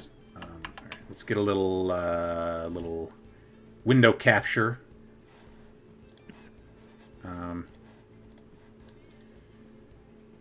James Turrell. Cool. It'll show up in a minute. Yeah, I'm behind. I guess Tyler is as well. Yeah. So I can see why Kanye likes this, because this is kind of his shit. Yeah. Actually. Also, This is color palette. Hotline Bling is a huge rip on Turrell. Huh. So this stuff is very cool, and if you ever have the chance to see an exhibit, it's I'd put it way up there on my recommendations. But there's a second thing with him that's fucking insane. You just scrolled past the photo. I mean, I guess I'm behind, but he he bought up in Wyoming, Arizona, somewhere. It's huge tract of land called the Rodin Crater, I think. Okay. And he's turning it into, what does he call it? A natural light observatory. Damn, dude. Where so cool. he's making all these tunnels and spaces and things. Yeah. That will, I think, both be a viewer for just day-to-day weather or whatever, but I think also has some lineup with celestial events. There's something, I was going to say, there's something very Mayan about this. Yeah. Right? So I think that for certain celestial things, it'll be a setup to look at that. Here we go. And it's he raised he moved, I think the stat they give is moving what is it, 1 million tons, 1 million cubic feet, 1 million pounds, some absurd amount of land in order to build this thing. Yeah, exactly. Kanye West lens for it. Yeah. So Sweet. that object, super cool. I don't think it's open yet, but it will be at some point, and I definitely want to visit. But yeah, just because I think it's a good guide to know about. He's super cool, and then Love it. yeah, a lot of the light stuff. I think I've looked up when Drake did Hotline Bling, was he thinking of Terrell or something like that? And I think a lot of the time the artist will be like, yeah. Right. Oh, right. Like, this wasn't. Right. No, absolutely. I mean, if you look at what is it? So, this is a little bit different. So Jesus is king. It's interesting. Look, it just fucking a Kanye West film only in IMAX. What? It has Terrell shit in it. All right. First of all, I have to fucking see that. What the hell is that? I'm gonna watch that later. Looks like a keyhole. Yeah, it's interesting because you've seen some of those like ridiculous like Kanye T-shirts. Donkey made a video about these. Yeah, dude, the Ducky video is fucking amazing. So some of these are like, okay, that's cool, but like this shit was selling for like a lot of money, and it's just like, they got like fucking, what do you call that? Like word art or whatever, like little. What the fuck am I looking at? So it's interesting to see because there's something totally dope about it, but it's. Look, he's got multiple Jesuses. He's got the black Jesus. He's got the white Jesus. Kanye fucks. Like, what do you want to say? Kanye fucks. Right. This one with the lightning and shit. In case anybody. I want to get so famous that I can get away with selling T-shirts with word art. Yeah, dude. Well, thank you, _𝕚𝕚𝕚, for that. Yeah, I will check out. I will check out more of the Terrell. It's interesting to get that connection. Very, very glad to be sharing the joy of Terrell. Totes. Peace. Yes, you do. Out. Hey, Kersey, I have a question for you. We're gonna make it snowy in Hong Kong, even though that never happens. Yes. Oh, cool. Yeah, so I saw in that Kanye article, there was a quote. I think Kanye saying, "Someday we will all live in James Terrell spaces." It reminded me of a lot of thinking I've been doing about like, I think I put out a Twitter post on this on civic aesthetics. Okay. Like the sort of styles of the time that characterize everything from architecture to like basically living style. So like everything from architecture to the objects that you have on your table to like lamps and furniture and things like that. So like, classic examples, Art Nouveau, Art Deco, shit like that. Mm-hmm. And the one I think there is one today, like a coherent there's the high status coherent civic aesthetic today. I don't know if this is the right name for it, but I'll call it civic aesthetic. Is something like Apple Store, basically. Yeah. Like things are white. Things are minimalist. Sometimes they're even smooth. And there's the version where it's got like wood or something. Yeah. Oh, yeah. That's right. Sometimes there's just like a sort of like light wood. Right. That complements it. I find it like I think in small doses it's pretty nice. It's like a space where you can have expansive thoughts. And so sometimes I'll go to spaces. Sometimes I'll literally just go to Apple stores to work, and I feel like I don't have a lot of mental space. Right. But I think it's really not the thing that should be the dominant aesthetic of our times. For like, you walk into an old person's house in San Francisco, which I did once with Riva. Riva took us on like a tour of like old people residences where we gave them roses for Valentine's Day. And inside, just the amount of like texture of the space, like in terms of the wallpaper, in terms of like really intricate objects that they had, like the space felt really alive, and it was coherent in a way that didn't overwhelm you. I'm curious what you think like is a viable 2020s version of that. Like, what if you were dictator of the world and you decide what the aesthetic was, like your version of Art Nouveau, what do you think it would look like? So I don't know that I have the very best opinions on this. My opinions are still a little bit like in a formation process. One thing I'll say is raw aesthetic. Oyster is saying that. Are you familiar with the raw aesthetic? I think that's the one that I'm worried about. Yeah. The raw thing. Sorry to interrupt, Chrissy. No, we can do pictures. I mean, especially if anybody, I don't know, sends in some pictures or something like that. But um, the I'm interested, conceptually speaking, at least, in the idea of archaeofuturism. What is that? I've never heard of that.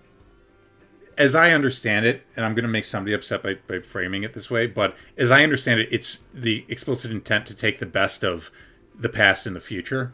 And I'm interested in like sort of settling back into some of those more classic styles, like neoclassical, like classical, like Art Deco. I actually kind of like Art Deco. Yeah. And then sort of residing in that, and then asking like, okay, but what does the future want for me a little bit? And there's something like not just imitating the past, but somehow extending it. And Yeah. it's not like you carve out the inside of a Gothic cathedral and like make it an Apple store. That's like fucking sickening, right? It's like I find that shit cool, but again, this is a little bit at a distance and from a philosophical perspective, not necessarily from the most informed, like aesthetic, like whatever. I think I'd need to really form opinions, or I think I'd like to form opinions on architecture, for example, and interior design. I don't know. I feel like you can tell how this shit makes you feel. I think that the process you described did happen with Art Deco.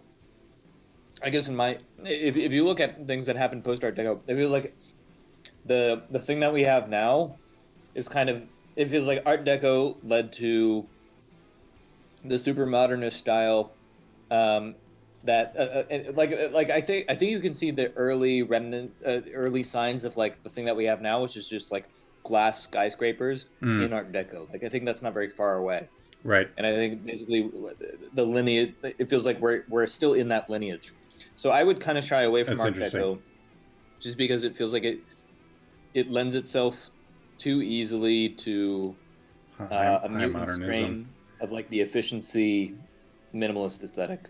It's interesting though, because I think Rand liked Art Deco, and or at least Randians like Art Deco, and all that stone and these like images of like powerful beings and stuff does not exist in the glass sculpture.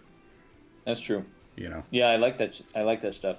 Like the fucking like compass that's like also like the rays of the sun, and there's like a guy pulling a lever, and you're like, it's kind of almost Soviet a little bit, but it's not, because it's American. They've got it at the fucking Rockefeller Center. So it was like humans posing as Greek gods. Yeah, it's kind of like it's like an industrial capitalistic like American, Greek gods thing. No god, only man. No gods or kings.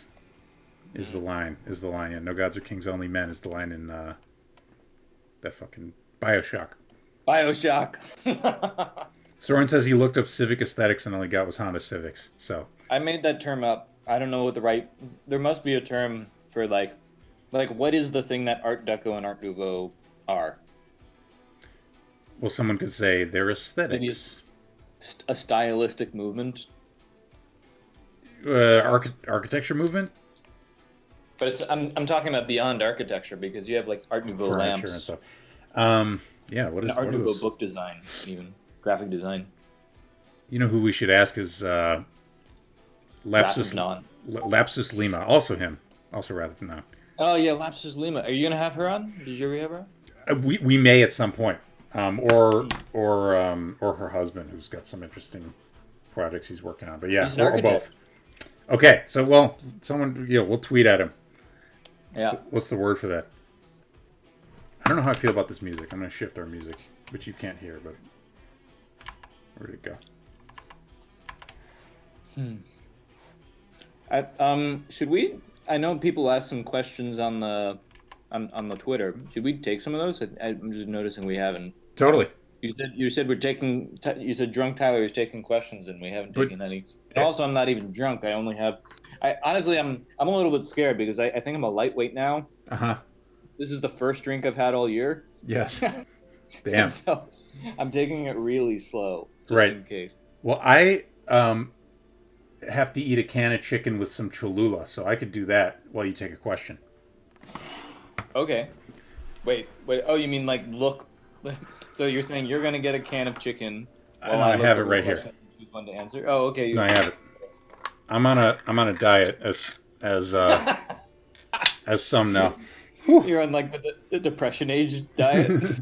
I'm on the lose weight real fucking fast diet, and that involves Cholula in your Oh my, what is this? canned chicken. 90 calories, baby. This is fucked up. Nah, dude. Fuck. You know what's fucked up is not taking care of your body. This is this is what taking care of your body looks like. So, dude, I've been doing like 600 to 800 calorie days, 2 on, and then I have a 2,000 calorie day. Why? Why are you doing this? I'm just shredding weight, dude. It's fun. It's melting off. But why Surge do you for need to others lose drunk. weight? I thought it's bet you were causing me to gain weight on purpose. Remember? Yeah, because you were turned lifting. me into, yeah. I think you, through your and Harvey's advice, I gained 25 pounds in the end. That was on Med's advice. What? That was on Med's advice. Oh, sorry, it was Ahmed, not Harvey. Right. You know, Whatever. it was 25 pounds. I think over 2.5 months. Right. Yeah, I'm fat though. You were skinny as shit. You're not fat, dude. Not fat, fatter than I Are want you to be. fat now? You got fat over COVID? I got fatter over COVID. Oh man. Metapotato I guess says there's bring no back incentive fat to curse. not be fat. Yeah, I mean. Well, anyway, I got my canned chicken here, so I'm doing good.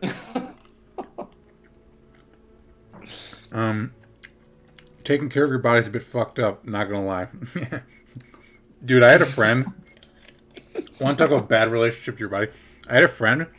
This dude was jacked. And I was like, talking like, oh, like, how do you do it? What's your kind of mindset? And he says, it just takes one thing. You just got to look in the mirror and look at yourself and say, I just hate how I look. I hate it, and I'm disgusted by it. And he's doing one of these. I don't know, man. It worked for him. Yeah, but that's like optimize. That's like Goodhart's law. You're just trying to optimize for one thing at the cost of everything else. It's not an official recommendation of philosophers on Twitch playing Flight Simulator that you use self-hatred to motivate your pursuit of beauty. Have you ever done that? You probably have, right? I mean, I've done fucked up shit, yeah. Mentally speaking. And Briosity asked, how's your energy level with your calorie practice? So, this is the second time I've done this diet. I'm actually doing it more extreme this time than last time. I do see some energy loss, right? Last time I did it for 6 weeks, and by the last week, I was kind of feeling generally tired. And Kurtzy's not funny anymore since he lost the weight. Bro, you can't stop me. But by the end of the 6 weeks, I was pretty tired in a general sense, and that's part of why I was like, all right, I think I'm good on this. So, Kurtzy needs to become super obese, like a dodgeball. Like a dodgeball? Like a dodgeball, yes. No, like the movie Dodgeball. Oh. There's a fat guy in dodgeball? The Ben Stiller becomes fat, basically. Oh, yeah, I remember that. No. I remember that because I saw it on the way to Portugal. Uh-huh. It was, okay, I have this weird thing where, people put on movies when they're on the plane. Mm-hmm. And for some reason, normally I have a really good attention span for movies. I Right. get really sucked in. But when I'm on planes, I can't stop watching other people's movies. Oh, yeah. I've watched... I was watching Dodgeball. There are movies that I've only watched over people's shoulder with no audio. Am I not alone in this? Why do we do this? Going the way of Jonah Hill. But Jonah Hill is skinny now. Oh, really?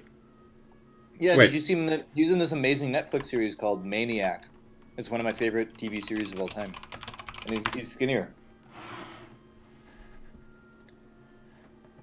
He's with that amazing actress. What's her name? Emma Stone. They're together? No. They were together in that show. Let's take a look at Jonah Hill. Hey, getting shredded. I mean, Yeah. It's good to have the choice. It's good to have the option. It's good to have a little bit of. He still kind of looks bad in that second one, but That's crazy.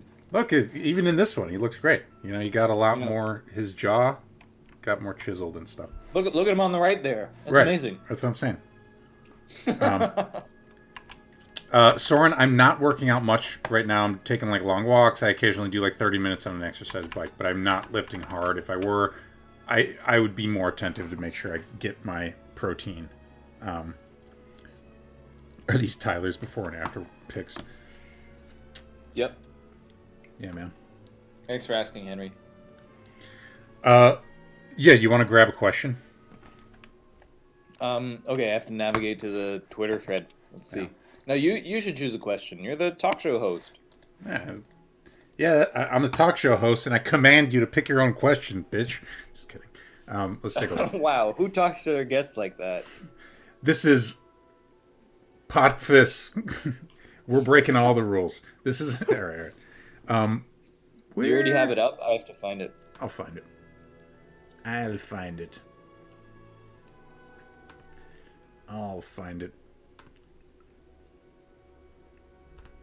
Yes, it was my quote tweet of your quote tweet. I'm looking. Well, Mechanical Monk mentioned, vaguely remember him tweeting about wanting to learn to make money with friends. It's always a good topic. What's he up to? What are his plans the next few years? What does he think about a lot? What's important in the world that other people don't see? What's important on the local scale that people around him don't see? I feel like you could grab it. I like Dan's question. Are friends electric? Get it done, are they? Well, no, you should ask the one that you're most curious about. Bro, just pick a damn question. Okay, best ℙ𝕙𝕚𝕚. I can't answer that because I don't know what a ℙ𝕙𝕚 is. Best insect. Oh, no. ℙ𝕙𝕚𝕚. This is important. Eris is going to want us to focus on this. Oh. You ready? Aren't you and Eris dating? No.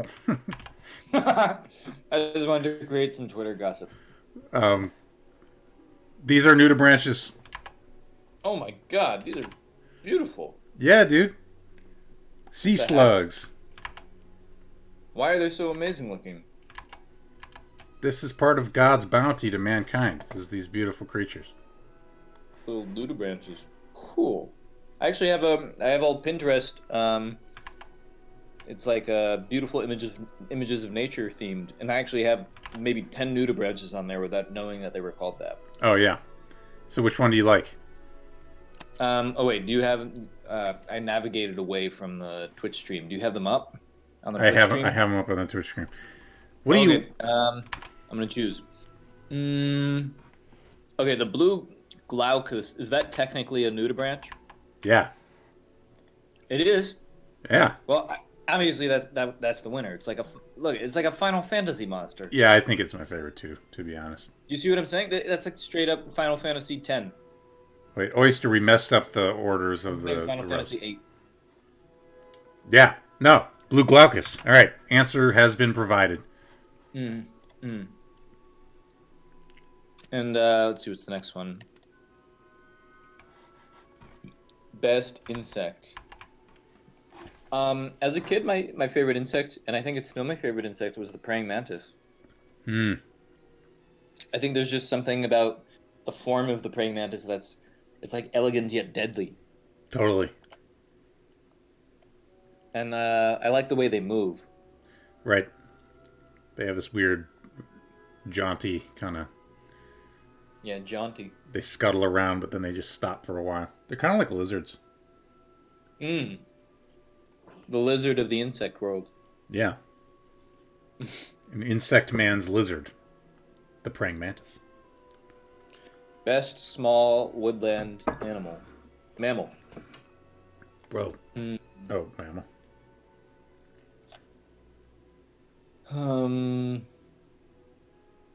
I like chipmunks. In that Adirondack place where we met the 3.5-star general. Yes. There's this place that my dad calls Valley of the Chipmunks.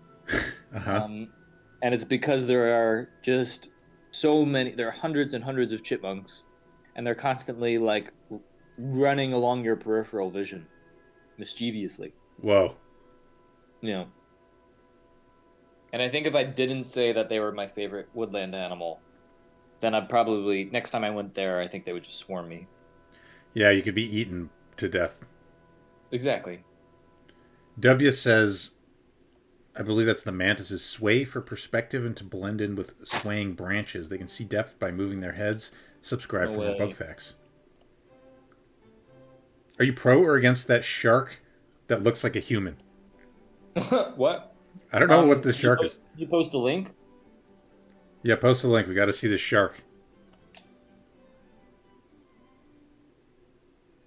This human-looking shark.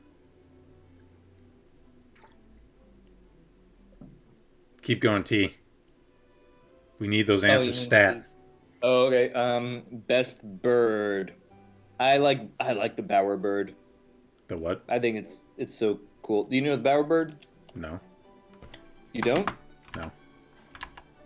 The bowerbird is this bird that builds like a really pretty shiny nest, and like we'll take like shiny plastic things to impress. Yeah, exactly, like shiny pieces of glass and stuff like that to attract mates with the beauty of its nest. Nice. Yeah. I like the bowerbird too. And I think, if I remember correctly, they even do like a fancy dance inside their nest. So they'll like bring you to their nest, and then they'll do it. Oh, what? I don't like that. Thumbs down. This doesn't look like a human at all, by the way. I don't know what fucking. Yeah, what? Not what wait. No, EastEnders says not that shark. This is the worst shark I've ever fucking seen. Yeah, that was the one that was linked to. All right, we got it. You better not be trolling me with any of these links. Oh no! Oh no! The last one is best dinosaur. Oh, I hit it. Thank God. But we're gonna see it daily. Oh no! Oh no! Oh, no. Wait, what? No way. This is not cool That's at all, not bro. There's no way that's real. It's like a KKK fish. This is definitely worse. This It sucks, looks like dude. a ghost. It This looks sucks. like the ghost of a child. I fucking hate it. It's like, or like, I don't know. It's like a sperm. Yeah. Ugh. Well, thanks. The last one. What? Yeah, I was just thanking EastEnder for that wonderful link. Please continue. Well, I was just gonna answer this last one. Best dinosaur. I definitely had an answer for this when I was a kid. We could look at some dinosaurs. Yeah, can we do that? I think I don't have a good answer right now without looking at some dinosaurs. All right, but briefly, I'm gonna have to show you the horrible fucking monster again. Here, let's go to Pinterest. I love it. Let's go to like dinosaurs. How about cool dinosaurs? Cool dinosaurs. These are just dinosaurs. Make sure Actually, you know what? Can we look at the under the sea dinosaurs? underwater dinosaurs. There you go. I mean, these guys are pretty notable. These guys are pretty cool. Yeah, that's sick. Yeah, what's the one that headbutts everything? Someone wrote that in the chat. I remember that guy. I kind of like he's got like a bony head. Headbutt dinosaur. I think it's Yeah, Pokemon. Headbutt dinosaur. No, that one's on the left. There you go. All the way to the left. I think that's the one. No, I don't think that's the one. Oh, this guy. This guy. This is like, Yeah. he looks like Cubone. Cubone? What's a Cubone? What's a Cubone, bro? He's a Pokemon. I don't think I was a kid for long enough to encounter Cubone. He's a Pokemon. I think I stopped at Mewtwo. Yeah, but that means you passed Cubone, because Cubone's like the 70th Pokemon or something. Not, yeah. No, it's not the 70th. Dude, Cubone. Alright, what number Pokemon is Cubone? I don't remember Cubone. He's less than 151. Oh, wait. Sorry. Yeah, no, you're right. Cubone is one of the original Pokemon. Yeah. I was thinking I thought you were pointing to that Pokemon that came up when you searched for Headbutt Dinosaur. Oh, no. Did the cartoon ever reveal what happened if you took off Cubone's artificial bone helmet? Sounds fucked up, man. Yeah, I guess you just wouldn't want to do that. He'd probably get real mad and brick you with his bone. It would be extremely painful. I'm sure people have talked about this before, but what I thought about Pokemon recently, and actually I think it's pretty fucked up. Like, imagine there are these animals that have these deadly powers, like being able to shock you to death. And what you do is you trap them inside of a tiny ball. Right. And what happens to them when they're inside of the ball? I don't know. I guess they're just kind of like basically dead or like in a coma. So you keep them in a coma while they're in your tiny ball, which I don't know. You keep it on your belt or something, right? You're walking around with these coma animals. In a sack. Keep it in a sack. In a stack. Oh, you keep it in a stack? A sack. And then when you want to have them do gladiatorial battles where they just basically hurt each other for however many minutes, they can emerge from their coma to cause damage to one another, to one another's bodies. Yeah, so one of them wins, and then you put it back in the ball. It's like a dog fighting simulator. But it's worse, man. Like, dogs, at least, maybe they bite each other and stuff like that. But, like, Pikachu can electrocute you. Like, that's the worst. I've heard that being electrocuted is, like, one of the worst pains that you can sustain, like, have go through you. Right. I don't like it. Yeah. That's what we're showing kids. Tyler, what should we talk about? How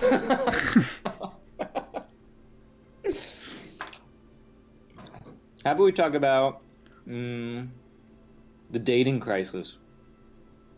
Tell me more.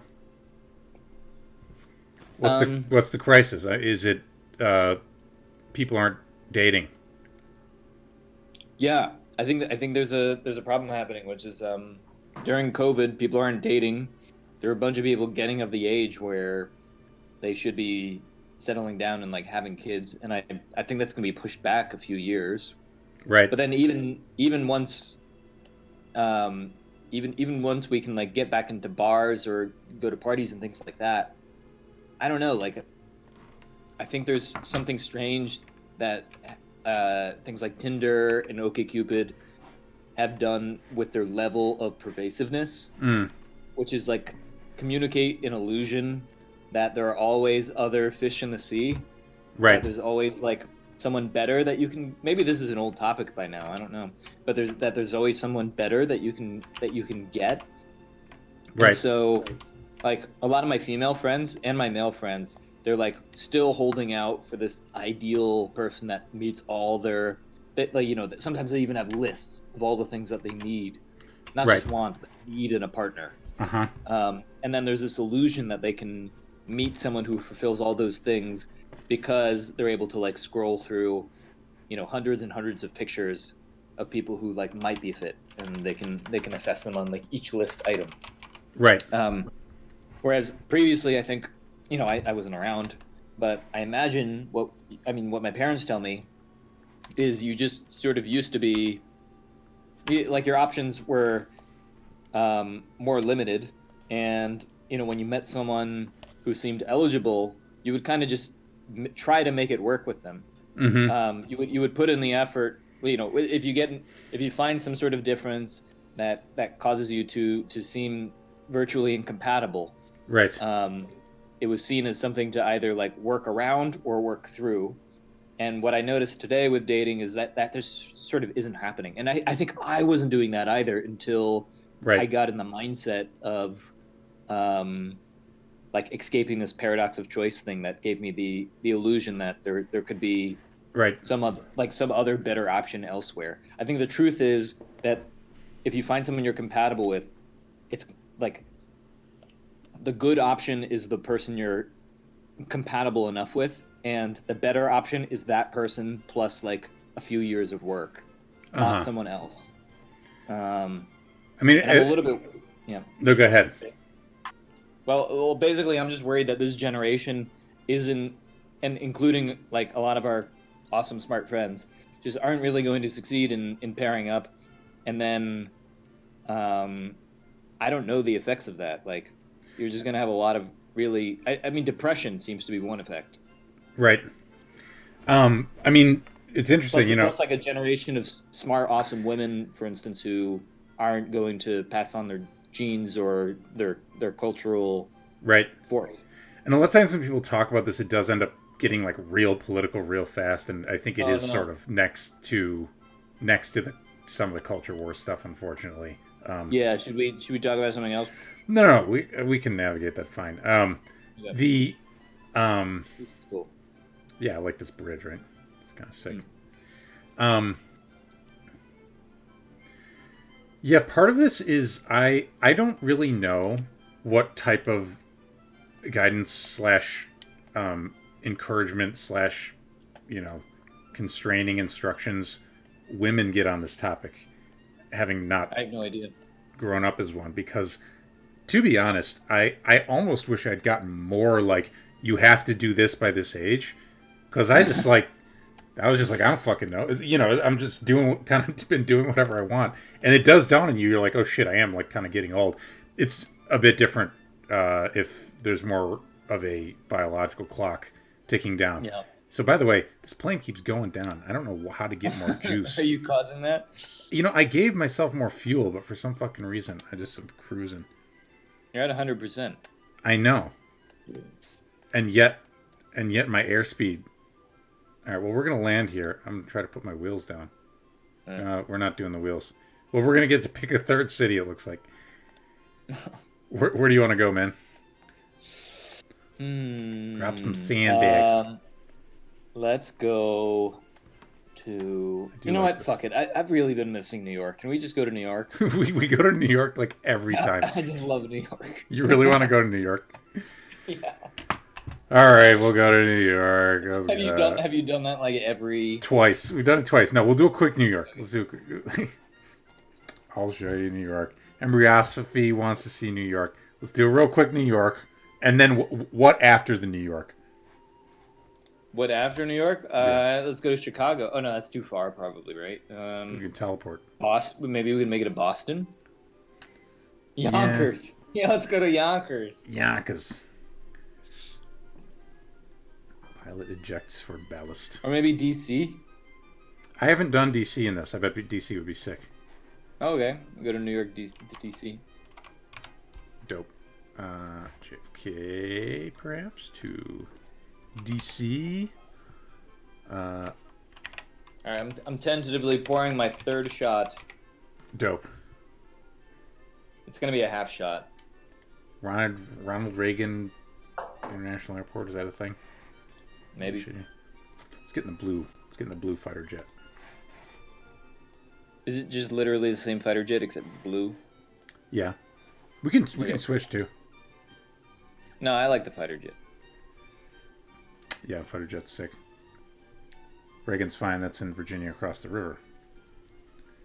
Go to Detroit. We did not Detroit. We did Minneapolis, St. Paul with Eigenrobot. That was fun. Tokyo. Yeah, we should do some more Japan. I want to do more Japan. London, I've seen, is quite cool. And they just redid London in this game. Oh, cool. Yeah. Yeah, on the dating thing, I mean, I don't know, man. I don't feel like I have got like special answers, except for like, I think it is, you know, Eliezer Yudkowsky has talked about this actually, really? About how there's some scripture that in, I don't know if it's scripture or it's more likely like Talmudic decisions, that it's sort of like if you introduce like more than two people who end up getting married in the community, you're like guaranteed a spot in heaven. It's like... I think that's great. I really think matchmaking, crowdsourced matchmaking should be more of a thing. Crowdsourcing. I got great results with this actually. Back in the day, actually it was actually while I was running reserve with Nevin. I asked my Facebook wall whether they could introduce me to any eligible ladies. Yes. And then I got something like, I think I got 22 responses. Yeah, but you're big on Facebook. Yeah, it's true. I think I would get 2 responses. But But I was actually brainstorming recently. Imagine something like a dating app, Right. but what it focuses on is community matchmaking, Mm-hmm. where like your first degree and your second degree connections are all kind of conspiring to hook everyone else up, and Okay. maybe you get some sort of platform cred or like like Reddit gold style thing Right. for hooking people up that you can spend on, I don't know what, maybe real money. World of Warcraft time cards. Yeah, there you go. Let's get a little altitude and find New York City. Where's New York City at? It's weird you can't see it from here. Oh, I can actually. Oh, there it is in the distance. Yeah. We'll do a drive-by. Are you currently seeing someone, or are you allowed to talk about this on the air? Or I mean, I can talk about it. No, I'm single as can be at this time. And are you searching? Honestly, dude, no. I mean, I'm just no. Why not?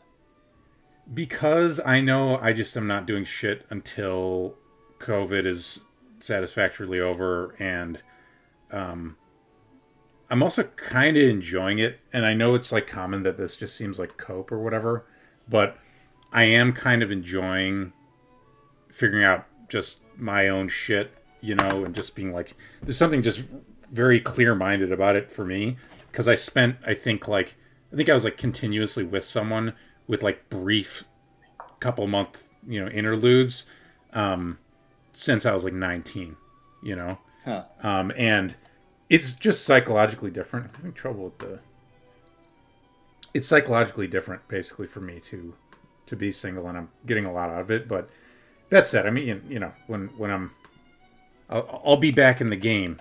Don't you worry yourselves, ladies. But when the time is right. Well, I think people have this illusion that it's impossible to have a game right now in the world. Because of COVID. Because of COVID. But I've met I met 2 women over Zoom parties. Mm-hmm. One over Zoom with just an introduction from a friend who thought we would be good together, and then one on Twitter. And so I think it's very possible to do. And I think actually Zoom parties are the best. And in particular, I don't know if you've been to these. There are these ones that are really good thrown by this group called Co-Reality Collective. You mentioned this, I think. I have. It looked sick. It looked cool. The one that I went to is called the 𝔽𝕚𝕚𝕚𝕚. By the way, you better be looking at New York. I'm looking at New York. It's giving me a lot of nostalgia. Yeah, man. The 𝔽𝕚𝕚𝕚. It's so much more gray than I experience it. Well, yeah, I don't know what's up with that. But there was this one called the 𝔽𝕚𝕚 where they had what was it? They had a bunch of different Zoom rooms corresponding to different parts of the body. So like, there was the tongue, where I think people would go and like tell jokes. There was the ear, which would be like a music listening party. Right. There was the womb, which was like a safe space, and people would go there to like meditate and hear like ASMR and stuff like that. Yeah. And it was a sort of thing where the kind of mutually accepted game of everyone there was that you would find someone interesting to talk to, and you would look at everyone's little windows of how they would talk and act and move, right? And you would, there would be the mainline conversation, which is just people literally talking over Zoom, but then also people would be private messaging one another, in addition to the mainline conversation. So you could like start flirting with someone just over direct message this way. Right. Oyster says that sounds extremely culty. Most things that Tyler does sound extremely culty, but they're cooler than they seem. I'll take it. Best friend met her BF over Tinder in the middle of lockdown last spring. It seems like they're going to be buying a place together and having babies and stuff. Fuck yeah, dude. Wow. I don't know how people meet other people over Tinder. I've found Tinder not very useful. Right. There's just not enough information. Right. I liked OkCupid because you could at least I would do things like search for a keyword. I think one way I met a girlfriend was actually You met Lipa, right? Yeah. The way I found Lipa, I think I searched for the term like physics, and she Uh-huh. popped up, Right. or maybe it was mathematics actually. Yeah, I have. There's a lot of things I could say to criticize like online dating, but I will say that I did end up dating at least one person who's quite different from. I don't want to mention anybody's name, obviously, but quite different from others that I would have met. You know, and that was just like different cultural category, basically different like sort of type of person than I would normally like ever meet, and it was it was good for what it was.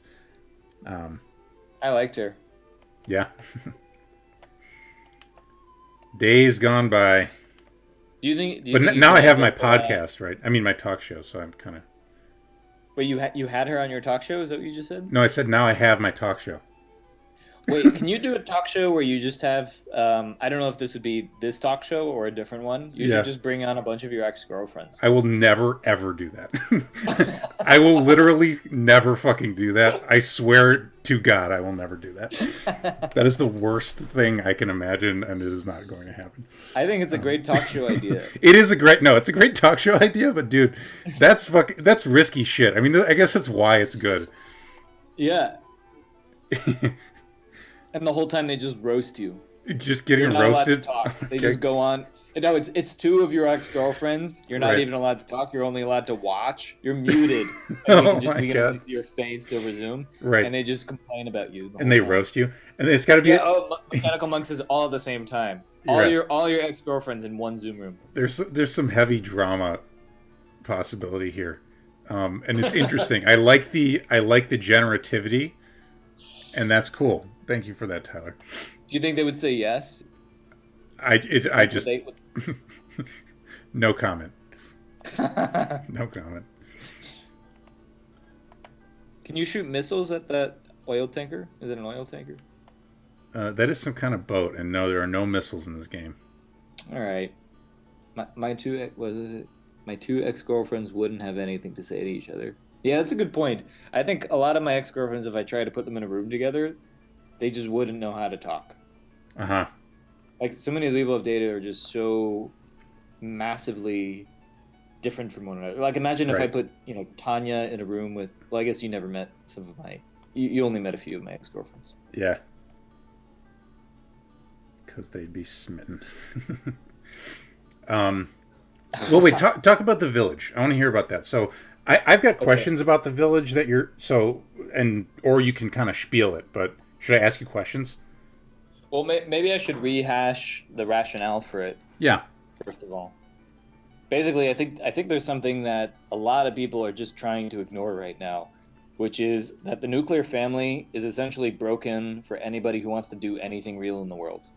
That may have not previously been the case, but I think it is the case now that if you're wanting to do something ambitious, and you also want to like have kids and treat them well and have a beautiful relationship with them, I think you can basically have one or the other. That's an interesting view. And some people disagree with that very strongly, but it's interesting to take as presumptive, I guess. I mean, it's a continuum. It's not like 100% one or the other, but Right. I think that I've met people who disagree with that view, and what they do is they hire a bunch of external help, and then the kids are spending like most of their time with nannies and stuff like that. And not to say that nannies are bad. Like I've met nannies and babysitters, and there are lots of them who are extremely sweet, but they just don't. In some fundamental like incentive way, they don't really have a long-term stake in your kid. Okay. I mean, unless it's like, maybe one thing I really like about the new pope is John Malkovich plays this nobleman who's had this butler, I think since childhood. Mm-hmm. And so that's a different case. Like, he's been with the family. I think butlers actually used to be kind of like hereditary, right? Weren't they like with families over generations? At least in fiction, I've seen that. Okay, Probably that's true. there's some basis in reality. But hypothetically, if you had that, then like sure, you can entrust, like basically co-rearing of your kid to Right. someone who has a long-term long-term stake in your kid. But otherwise, you're really rolling the dice, I think, with whatever the influence of this person who doesn't have a long-term stake in your kid is going to have on your kid. Mm-hmm. So my preference is to have my kid be reared by like good friends or aunts or uncles, or maybe even my own parents who already have the experience of raising at least one kid, rather than someone who's only going to be in our lives for maybe like a couple years or maybe a little bit more. Mm-hmm. And also probably who has a bunch of other clients. So at least my philosophy is, if and the thing I'm trying to doing to be clear is I really think the idea of like a family clan is pretty appealing, Right. Or to use like a more highfalutin word, like a dynasty, where some kind of like lineage of a skill or a business or some piece of culture is carried down, or set of values is carried down through the family. I think this used to just be the standard way to extend your impact on the world, for better or for worse. Like that idea is still attractive to me. And I think if you want something like that to happen, you ideally want to have the kids be culturally influenced by people who are aligned with your values or the things that you want to provide your kid as an environment. Okay. So keep going. Let's see where's this is. What's the conclusion? Well, so okay, let's say if you want to be like like Elon Musk, or like a high-powered politician, or you're like in some influential position in the world, it seems to me that you're either going to be outsourcing to a bunch of people to rear your kid for you, and you're going to be a kind of absent father or mother, or you need to do the thing that was traditionally done for since the dawn of apes, and probably even earlier, which is like sort of village rearing, where you have a bunch of people that you know and trust around you that have a long-term stake in your kid, and right. you being responsible for your kid. So part of the rationale behind the village is in a way nothing really radical. Like it's not a hippie intentional community. It's kind of just a return to what was the natural state of child rearing for hundreds and hundreds or thousands of years. So how far do you go with it? Because like the kibbutzes in Israel, right? They actually sacrifice the idea of being a specific person's child. I believe. Yeah, I think that's too far. Okay, so is it different from just like? Okay, help me understand the nuance here. So imagine me and 8 of my closest friends move somewhere. We set roots down in some town or even city, and then we all get partners and we stay, and then we hang out in the same block, right? And our kids grow up together, right? Mm-hmm. Versus, is there a step more radical than that you're thinking of, or does that pass your bar for your kind of program of what you're thinking about? I think the biggest part is actually having I think if you just get your friends and you're like, let's all co-rear, I think what ends up happening is the labor isn't very well distributed. I think actually what you want is to have in that pod like a few people who have really good, loving, smart parents, and have them be contributing an enormous amount of the labor. Because I think what we do now to our old people is we like put them together in homes and kind of just exile them, and they're not really they're not really of any use to society, even though a lot of them would like to be. And instead, we entrust the rearing of children to people who have no resume. Like, in a way, the rearing of a kid is like one of the most complex. The raising of another mind from scratch is one of the most complex tasks you could imagine, and we entrust it to people who have zero experience doing that. Right. That's just a weird thing to do as a society. And these are not only is this a very high skill task, but also we're talking about the people who are going to make a difference to the future of your society. So to give that to people who are first timers just seems totally insane to me. And it was just traditionally not done, right? In the past, grandparents, aunts, and uncles would be doing a huge portion of the rearing, sometimes even most of it. Okay, so then let me.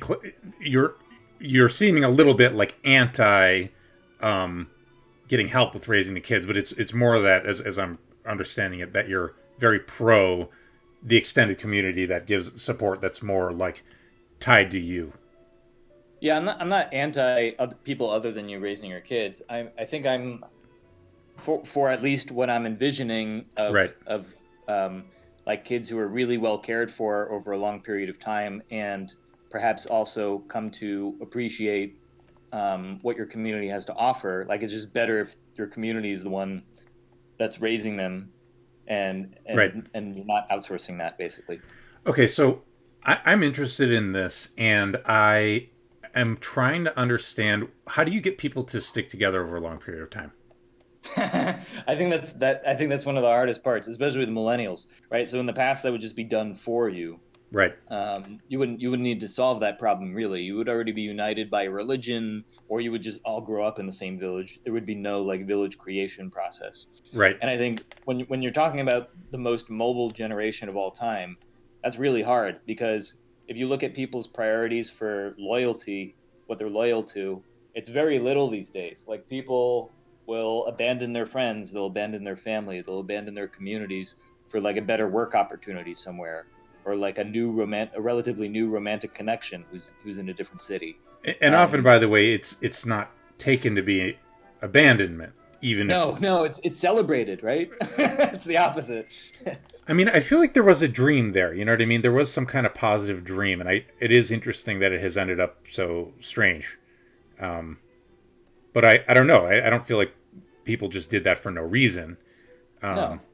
But it could just be that travel just became so easy that, I don't know, those other incentives take over. But I don't know.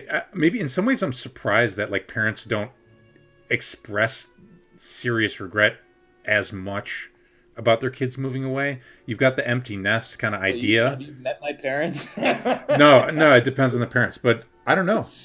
I don't know. It's interesting. I was given a very strong do your life, and well, I think that's part of the ideal, right? Your kid, you raise your kids so well that then they go off into the world and have an amazing life.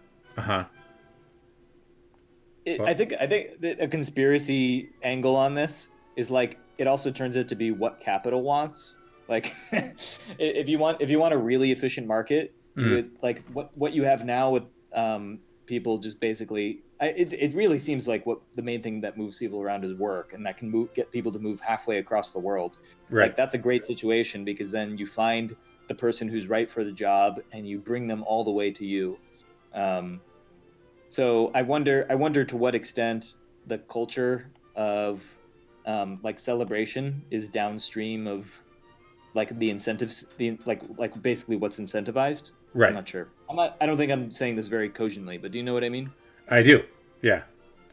No, I mean, by the way, I am super willing to criticize capital, as it were. I used to not be. I mean, I used to be like an ANCAP, which I believe I mentioned on the show before. But no, I mean, one for me is, I think that to speak loosely, companies are just happy to have you be as psychologically disabled as necessary to keep buying the shit.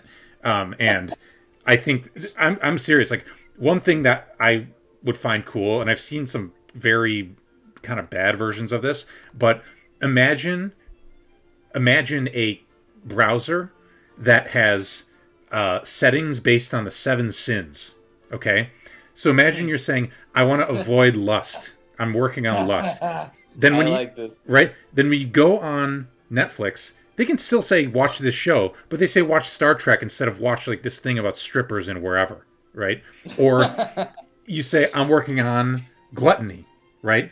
And it says they'll still show you fucking ads. Like, I'm not trying to not be a capitalist about it. It's like, all right, I get it. We owe, Mammon some of our minds. I give part of my mind to Mammon. But it's like, why don't we Just say, listen, I'm working on gluttony right now. Don't show me fucking Wendy's. Show me some jewelry I can't afford or whatever the fuck, right? So, that's kind of something I would love to That's see kind of done more. interesting. Right, Yeah. right. Basically, the algorithms help you work on yourself. Or at least they stop deliberately fucking with my ability to work with myself. That's what it is. Um, Well, the algorithms are just a mirror. in a way. They're a mirror of They something. wouldn't be able to fuck with you if you didn't actually want the things that they were offering. But that's part of it, and part of fucking with, if I'm on a diet, I respectfully request that my parents don't repeatedly offer me sugary garbage, right? Like, Man, that was I stayed with my parents for a good portion of lockdown. yeah, That was really hard for me. Like, as you know, I have a pretty bad gut problem. Right. And for a good portion of lockdown, it was mostly them just offering me things that I couldn't eat and then being like, come on. right. And they were always so delicious that eventually I just gave in and regretted it. And I developed this bitter relationship toward my parents who were constantly offering me delicious things. Yeah. It's like the worst. They were offering me delicious things from the bottom of their heart, and I was like, "Fuck you for offering me delicious things." Yeah, you gotta figure it out. W asked, "What are the deadly sins you suffer from the most and the least?" Asking me? Yeah, or I'm asking you. Can you? Sorry, can you list them again? I didn't grow up Christian. Yeah, I'll make a list in chat. I think it's wrath, gluttony, lust, envy. That's not one of them, but that's maybe lust. I don't know. That's just fucked up. Sloth, wrath, gluttony, lust, envy, sloth. Pale gas. Temperance isn't one of them. Temperance is avoiding the things. Temperance is good. Wrath. Right? Here, wrath, gluttony, lust, envy. I'm trying to remember them. Avarice. Avarice or greed. 2, 3, 4, 5, 6. Pride. Thank you. So here we go. Wrath, gluttony. Okay, wrath, gluttony, lust, envy, sloth, avarice. Wait, avarice and greed are the same thing, right? Yeah, I put on 1, 2, 3, 4, 5, 6, 7. Boom. Pride. I mean, lately, does it count as a sin if it's like a medical condition? Because I'm medically horny. Right now because of this gut thing that I'm trying to solve. I would say, yeah. What? Well, no, go ahead, but I would say that my take on the read there would be that if it is truly physical, then it's not sinful. I think it's sinful. Sin is a matter of like spirit, like. True, but I think it loops back. Like, there's the thing that's just medical, which is like causing me to be a little bit more slothful. But then, right. I think there's an additional layer. Like, you observe yourself being slothful, and you develop this concept of yourself as a slothful person, and that makes you even more slothful. Mm-hmm. Or you're slothful, and it's frustrating. It's like you want to work on things, but you notice you're too like bleh to work on them, and then you get frustrated, and then the frustration makes you even more slothful. So some kind of compounding. Yeah, where I think there is a kind of will to life and a will to action. Yeah. That can sometimes get me out of the feedback loop. Right. But sometimes I just give in to the slothfulness. But I think the real answer is pride. I think that's my worst sin. How so? You remember Soryu Foral? I do. Hard to forget. For the audience, Soryu Foral is this really incredible meditation teacher who heads a monastic academy, who has the appearance rather than of a monk. To me, I experience him almost as like he legit feels like a cigar chomping 4-star general. That's interesting. Well, okay, but just so people are clear, he looks like a monk. He dresses like a monk. Yeah, and he says monk shit, and he talks about the Buddha, and he talks about meditates a lot. Buddhist. He's got good posture. Yeah. Yeah, posture and stuff like that. Yeah. But I did a meditation retreat, which was great with him, and over the course of the meditation retreat, I had this insight just looking at my fellow meditators that everyone seems to have this central pillar of their personality that props them up, without which they would just kind of like fall apart. Like their so-called ego or their personality or whatever would Mm, just fall into a million pieces if it didn't have this central pillar. mm, For some people, to be more concrete, for some people it's like, I am a helpful person. mm. So the central pillar of this person's life is they go around, they do the dishes when no one wants to, they take out the garbage. When someone's really sad, they like sit with them. Yeah. And if it were the case that that wasn't like accurate anymore, then they would just fall to pieces. Mm, Or if someone somehow dynamited that, then like they would have no idea who they are. mm, For some people, it's the opposite. For some people, it's like, I'm a misanthrope. And mm. then if they got a bunch of evidence that they believed that they were actually a really good person, or they were doing good things, like, I think they would just fall to pieces. Mm. Not necessarily in a bad way. I think that's a really productive process, Right. and one that I've gone through an unfortunate amount of times. Yeah. But I went up to Soryu and I asked him, like, do you observe this too in your meditators? And he said, yeah. And so I asked him, if you had to diagnose me for what mine is, what would you say it is? And he thought about it for a while. It must have been 2 minutes, which is a long time to just be sitting silently in front of this like beast of a man. Mm. And he was like, he kind of growls when he thinks. He was like, Right. Right. And then I like that. I might start doing yeah, that. Mm. I like it. I like it too. Revving the Harley. Yeah. And another thing he said to me is he said I think it's something like, I get it. And then my immediate response, that was like my pillar that he was diagnosing. And then my immediate response was, I knew you were going to say that. Right.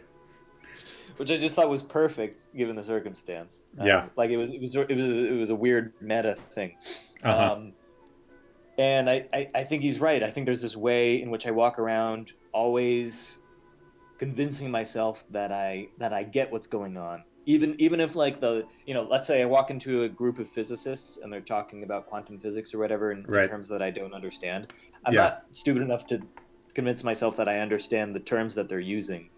But there's a way in which I walk into that conversation as a guy who's who's obviously smart enough to understand and like the things that they're saying if they were to explain it to me.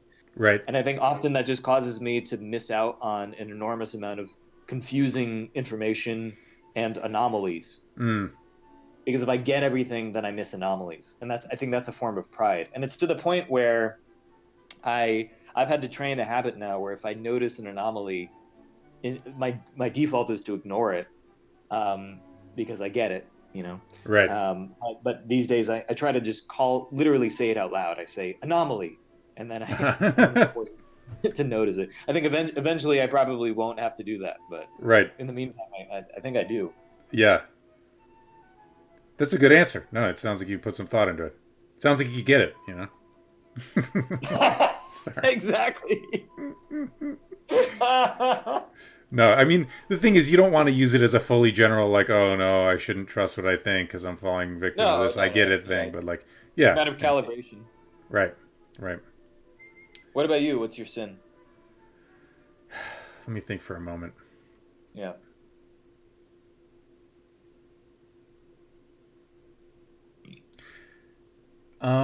I think I have some. I don't know. What is fear? Where does fear come from? Is fear even on the list? No, it's not. That's a good one, though. I mean, think fear is a sin. I don't know. Well, we do want to figure out some definition of sin, and I do have ideas there, but I'm scrolling up to my list. Generalized fear, I think, is not adaptive. Let's say not adaptive for the individual or the group. For sure. I am not gonna lie. There's some way that I've been sneaking up on recently that I have some kind of like deep distaste for other people and like other people's ideas and like the way the world is run, and like I think there's a way in which I hold back from producing things, not, and I tell myself it's because of taste, or I tell myself it's because Contempt. of That's a good word. ethics, contempt. Yeah, Someone, does that capture it? Contempt? I don't know. It's in the area. This could be pride. This could be envy. I mean, but I hold back from production, not on, and I tell myself it's because of like ethics or taste or like whatever. But in some ways, I'm afraid to compete and afraid to like perform around other people's things, and I'm very offended by the existence of there's this part in you see There Will Be Blood, Yeah, I love that movie. and he's like, I've got a competition in me, and he talks about how he hates to see others succeed, and I'm, you know, overall I'm not like that. Overall, on the balance of Yeah. whatever, I'm not like that. But there's a part of me that is just like have some big issue with like other people's ideas and projects and all this shit.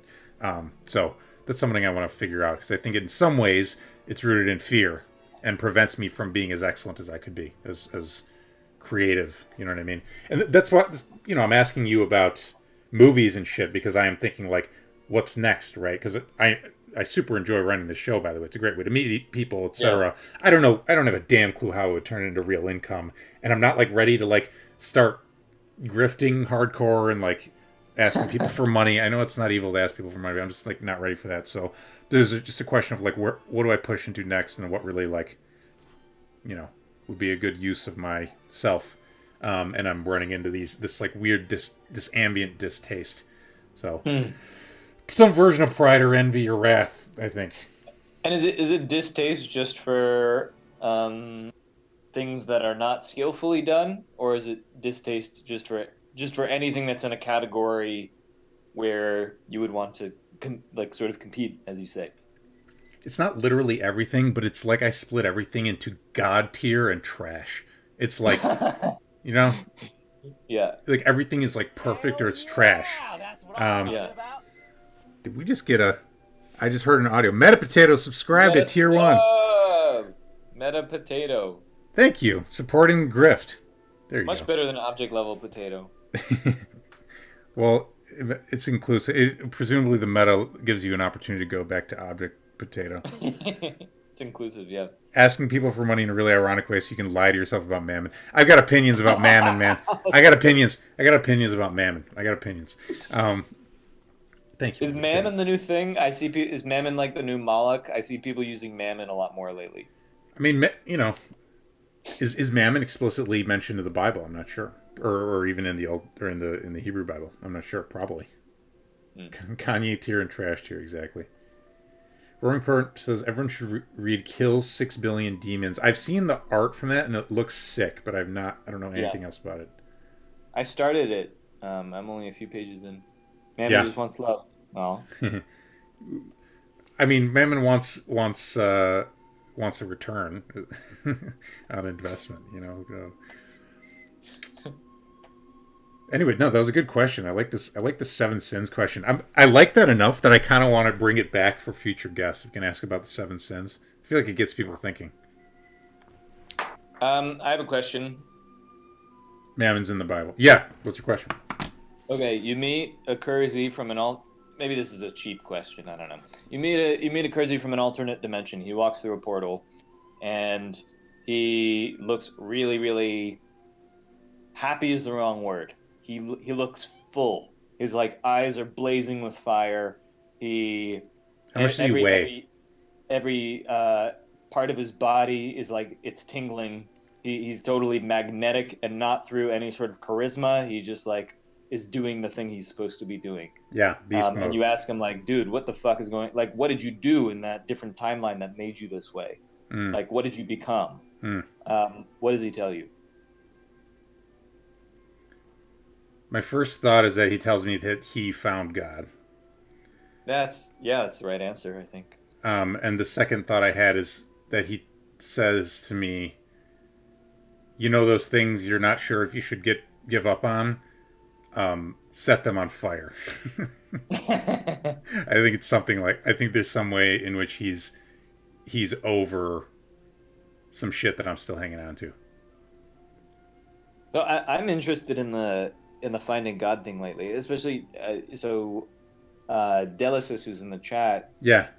got me interested in prayer in particular, which is not something I had ever thought of because I'm not like a traditional theist, and so the idea of prayer just didn't make any sense to me. Like, what am I even praying to? What is I was confused about what prayer is, and I Mm-hmm. forget whether it was him or whether I came up with it on my own. But I got this frame that you can think of prayer as well. Okay, would you say you believe in something that is of the noumenal, if not literally like a singular God?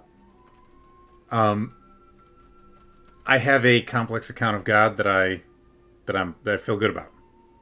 Okay, that's great. Yeah. So the basically the frame I got for prayer is kind of so my version of God, which your version of God might not have, but my version of God is not like agentic in the same kind of way as the Christian God. Like it's not a God that you can like pray to in a way where it grants you some sort of supernatural wish. Um, it's more like it's more like a physical force like gravity or something like that. Anyway, that's just Mm. mine. But I realized that this slightly more you might say secular version of God is still something that you can pray to, and where the act of prayer is a kind of opening to the influence of this force. So Mm-hmm. even if you don't believe it, it's an agent. If you believe in some sort of force worth calling divine, I think there's a stance you can take, which is the same sort of stance you might take if you're like listening to a beautiful symphony of just like opening yourself to its beauty, or going through an art museum of opening yourself to beautiful art that you can do to the divine. And um, I think prayer to me is just kind of that. You're letting it kind of to some extent take over your mind and reshape your mind in its image. Um, I think that's one version of it, and then there's of course the version of prayer which is kind of like asking for something, like you pray for something. Yeah. And in my version of that, I wouldn't be able to pray for anything supernatural because I don't really believe in supernatural phenomena. But things that are at least within my causal influence, I think it makes sense to pray for, because this divine source can influence the strength of your will and the direction that it takes quite a Mm. bit. Have you read did I ever make you read we're flying by the Capitol? This is kind of sick. Never actually flown Cool. here. Um, Hi, Joe Biden. did I get you what a Biden? What up, Um, Biden? what a B? Did I ever have you read The Oversoul by Emerson? No. It's one of my favorites, possibly like almost my favorite. Um, What? Surprised you never recommended this to me. yeah, yeah, me too. Um, I'm writing it down. it's short and it's amazing. The American transcendentalists were onto something, and they were kind of just tripping balls by just existing in nature and writing and thinking about God. Um, Cool. To be honest, I've never really gotten into them. yeah, Not for any good reason. right. I just investigated other things. The yeah, I had a Chaos Prime on the I show. like that guy. He's great, and one thing we covered is just how the idea of supernatural is kind of stupid. Yes, Just it is. like the fucking concept of like laws outside the laws that are somehow different in character from the original laws, in that they're like not laws, but like I don't. It's just like some mental glitch as far as I can tell. Oh, the Lincoln Memorial's here. I don't even know where the Lincoln Memorial is. Damn, we just got this long thing, and I'm about to fucking Cool. try to not crash. Land. Land? Dude, land on that strip. I think that would be cool. That would be cool. I can... What, like in the... Oh, fuck. Oh, right. I guess that's a big pool, right? It's not really It's a like water. strip. Maybe you can land on the highway. Yeah, it's almost breaking our no terrorism rule. To land on the highway? That's not true. No, I think but... people would celebrate you for that. Right. Dude, okay, I keep refilling my fuel, but I think it just doesn't work or something, because we're crashing again, and I am out of fuel. Alright, well, we're going to land here. Shouldn't have invoked God's name in vain. Blah, blah. Wow. Alright, well, let's cheat. I'm gonna fall out of space because you will enjoy it, Tyler. Cool. Terrorism bad.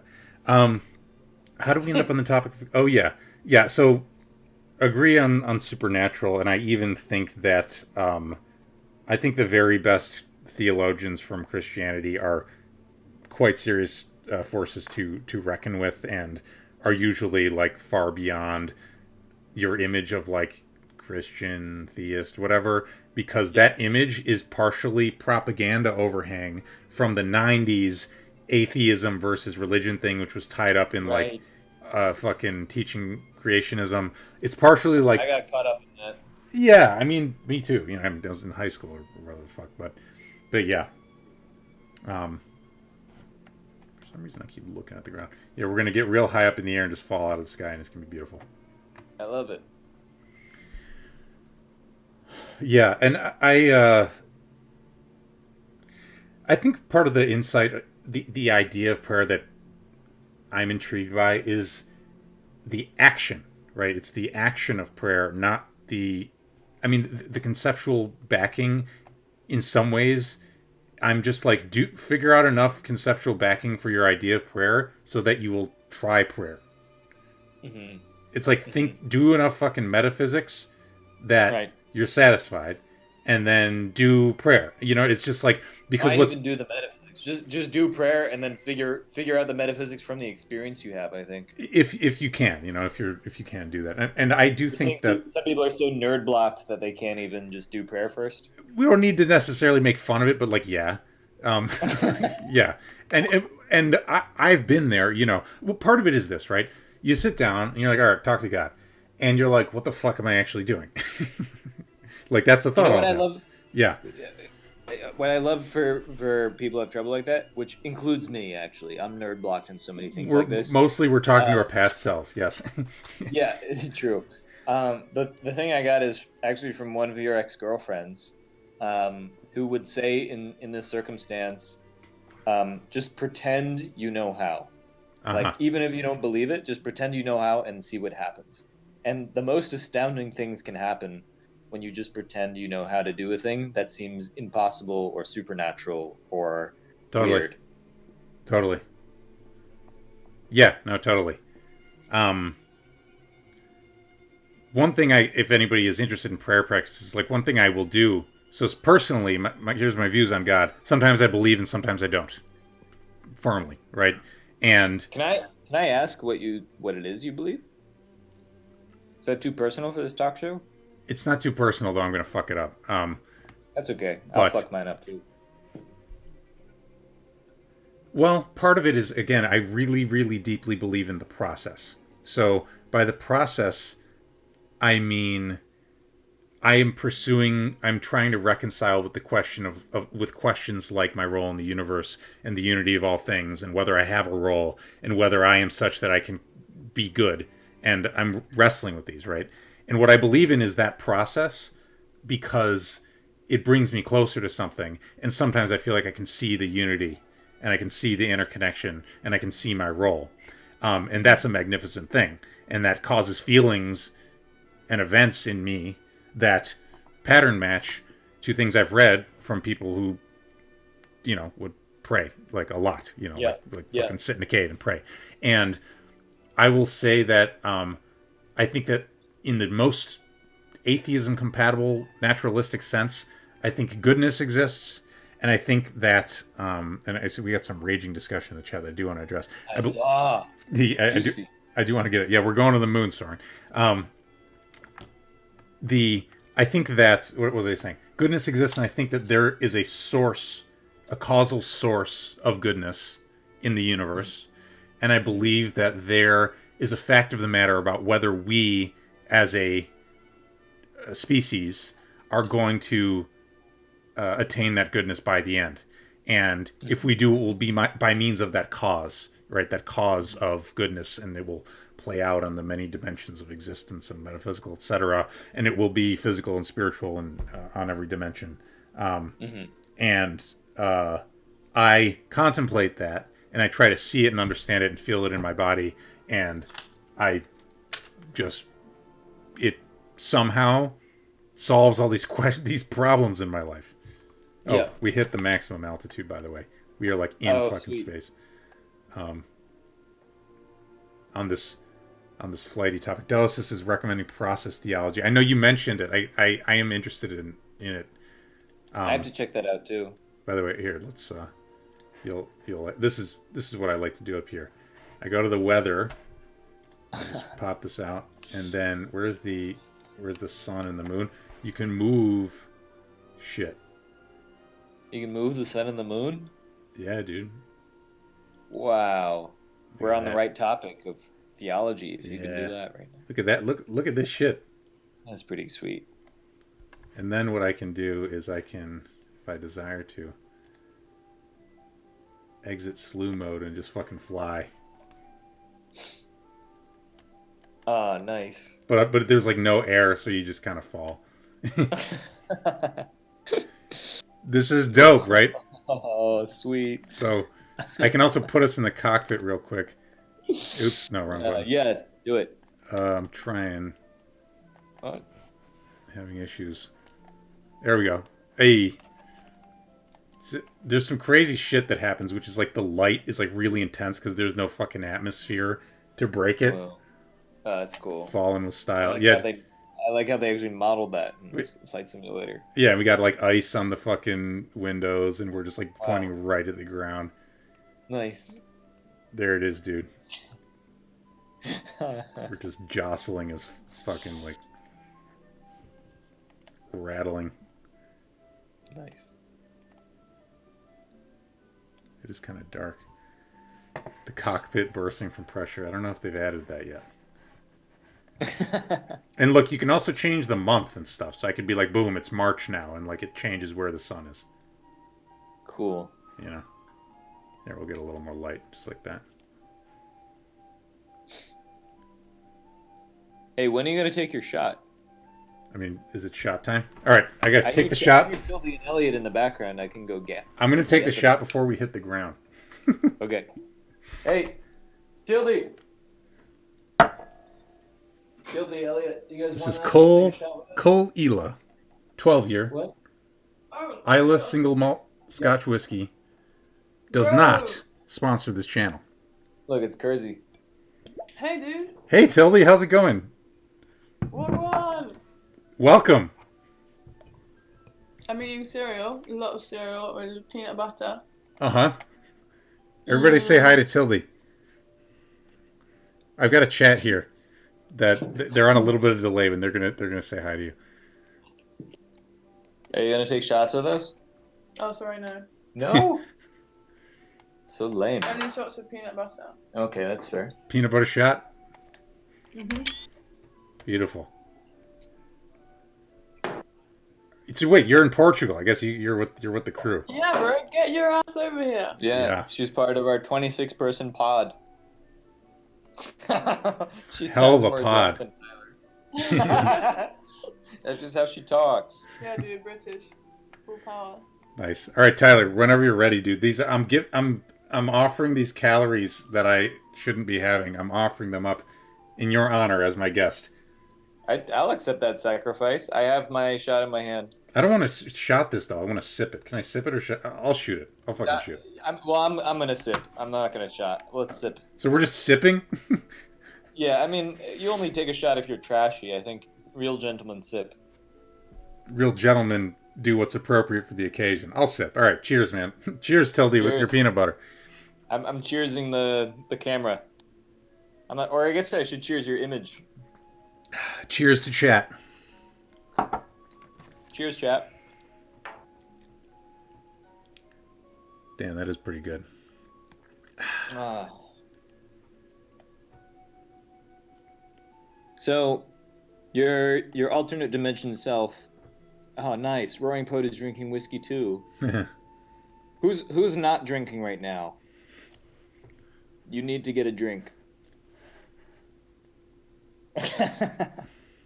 Okay, so Kersey, you meet your alternate universe self. He's found Yes. God. Yes. How has he done that? What did he do? I think in part by abandoning some of that shit, some of that fear. Yeah. I mean, I think in part I mean, honestly, he probably would be working on changing his physical environment right now, but I haven't figured out exactly what conditions would let me do that. You know, we invited you to Portugal over and over. Yeah. I've just been, I don't know, I partially felt like fucking Tony Stark in my cave, you know, like I feel like I'm getting What? somewhere in my thinking.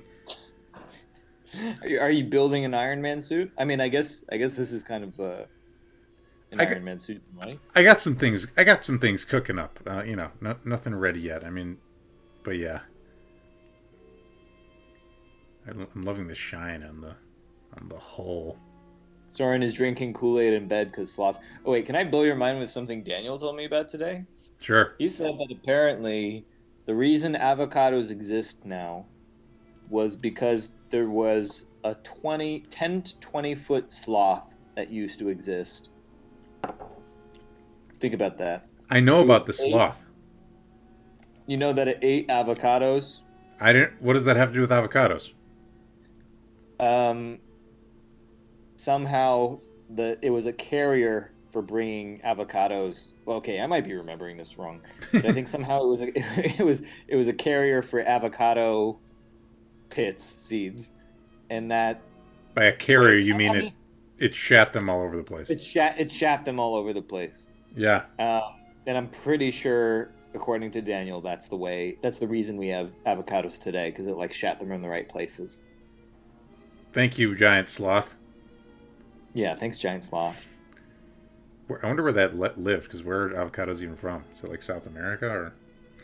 I'm not sure. Giant sloth Imagine named. eating a 20-foot sloth.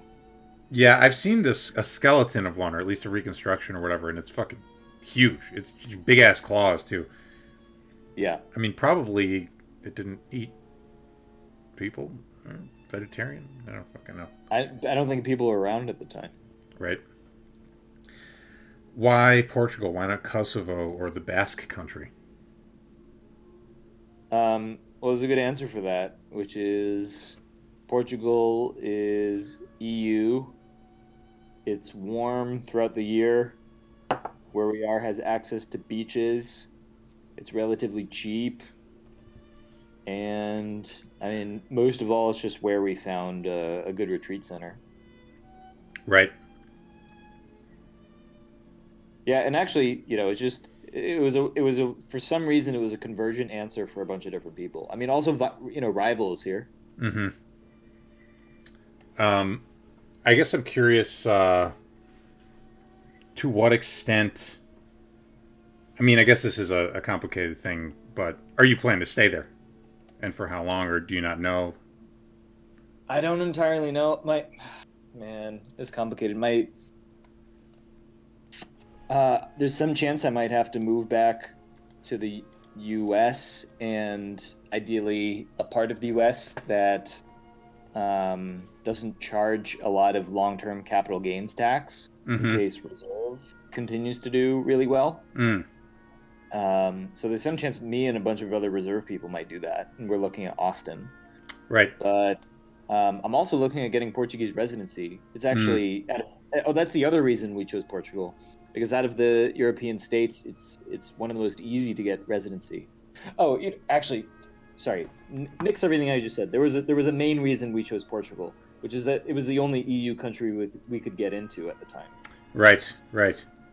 that was the real reason, and there were a bunch of other good reasons.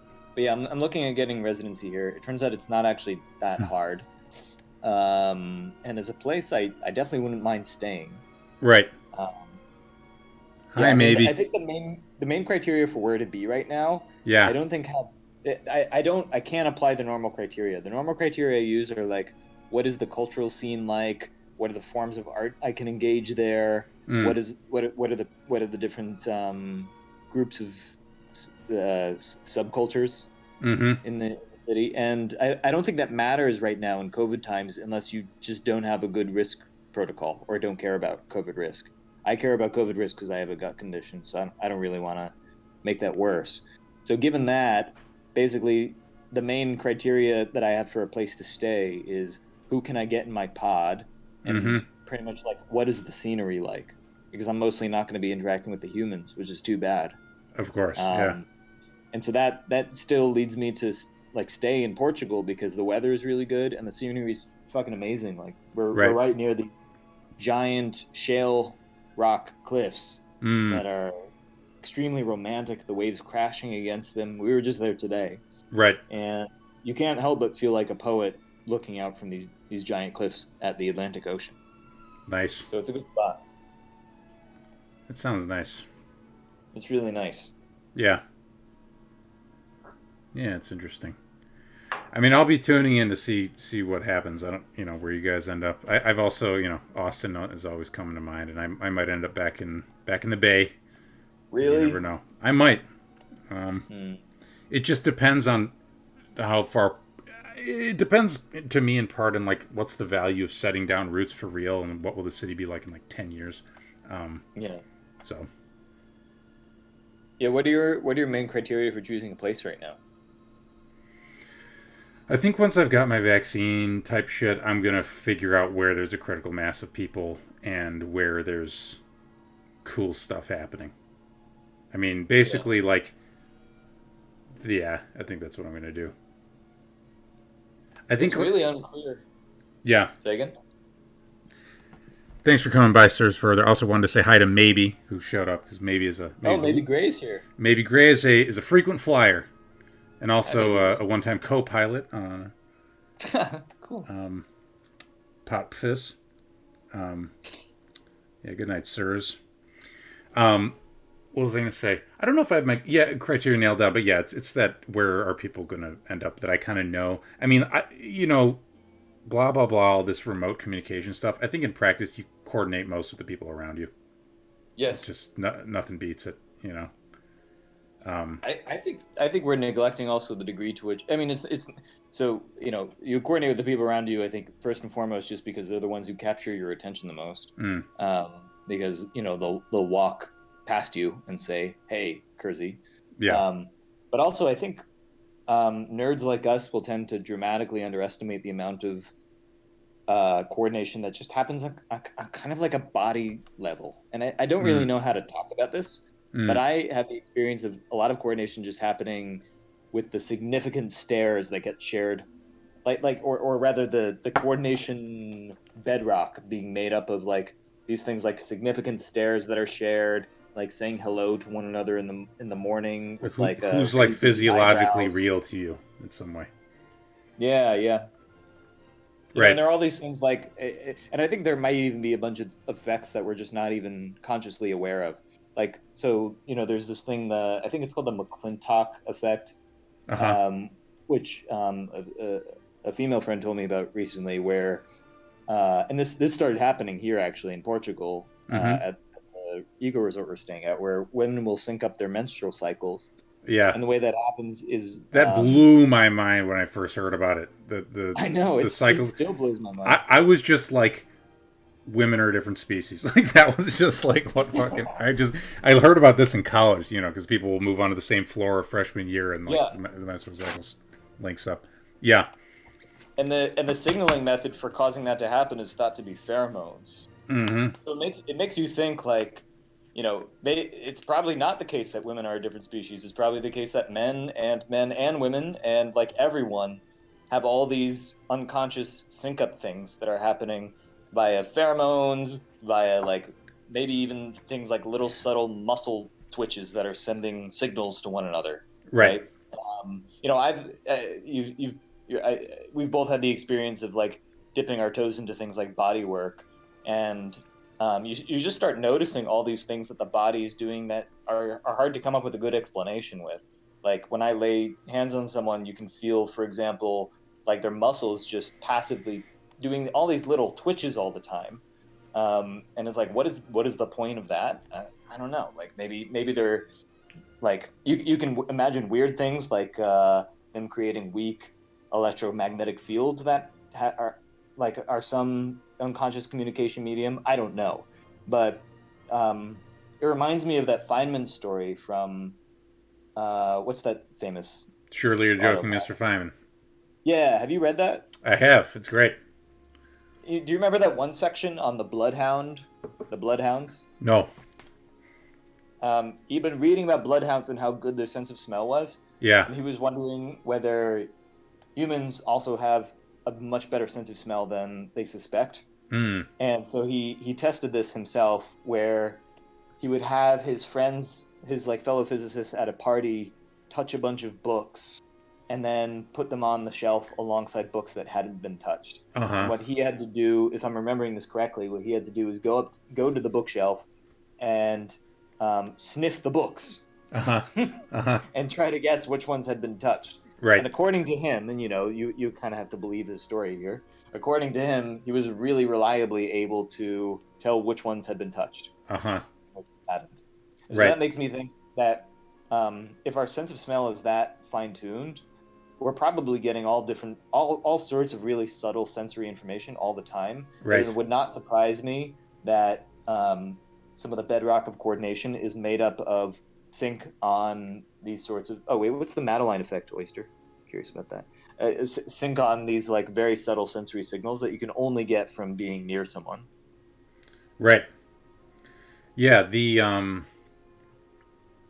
I think part of what fascinates me here is the degree to which social experiences are very physical, and to the extent of all these extreme things that happen when you like go up to talk in front of people, and it's like basically a psychedelic experience if you're getting that nervous, right? And people will say like, oh, like that's hormones, but like even being around charismatic people, like you feel different, your body language changes. A lot of the acting traditions have known about this and been playing with this phenomena since forever. So I think there's something to what you're saying. Did I ever tell you about that that woman that I quasi fell in love with who lived in LA, who was an artist? Probably. She and I met at bye Delicis. Good to have you. Bye. See you later. She and I won't mention her name. Let's call her Sally, which was definitely not her name. She had a much more interesting name than Sally. Yeah. She and I met at Ephemerisle. You know Ephemerisle? I do. So for those who don't know, Ephemerisle is sort of like this Burning Man at sea that happens near the Bay Area. And I met her at that, and man, it's hard to describe, but every time we would come face to face, we would both experience the equivalent of like a mushroom trip. Uh-huh. Like that extent of like color, like shapes morphing, colors changing, like a feeling that something was electric about the air. It was not normal. Like I'm not even using metaphors. Like my perception actually just started fucking morphing in front of Sally. And this would happen every single time we met, to the point where it felt a little bit too intense. And at a certain point, I think we started kind of avoiding each other because we didn't know how to hang out in a way that wasn't psychedelic. Yeah. And I'm pretty sure low-level things like that are kind of just happening all the time. Right. Like that's not just like a random thing. It's like that's the water we swim in a way. That's the water we swim in, and I think certain people are able to cause like runaway positive feedback loops with some of it. Mm. And often those are the people we think of as being charismatic or persuasive. Mm. Yeah, it's fascinating. Or having X factor. Dat X factor. I thought about calling this X factor, but it Really? didn't seem right. No, I didn't. No, not even for a second. Well, by the way, we are at 3 hours. So I don't know if you want to chill more, or if we could take a couple, take an audience question, or if you want to hit some Twitter question. There's always the option of people doing a quick call in if that appealed to anybody. What interests you, Tyler? Now that we have you here. It's 1 a.m. here in Portugal, so I should definitely go to bed soon. But now that I talked about my Sally experience, I'm just curious for you. Have you ever had an experience of like meeting someone and feeling like them having some massive bodily effect on you, or perceptual effect, or something like that? I think with romantic experiences, there's been stuff like that. Yeah. I'm trying to think about outside that. I mean, I get juju about people, and I trust my juju sense pretty much. Yeah. over time, my juju senses turned out to be something that I have faith in. Sometimes I get bad vibes from people, and like something happens, and I'm just like, you know what, fuck this person, and then months later, it turns out that they're a big problem. So at least a couple times in my life that's happened.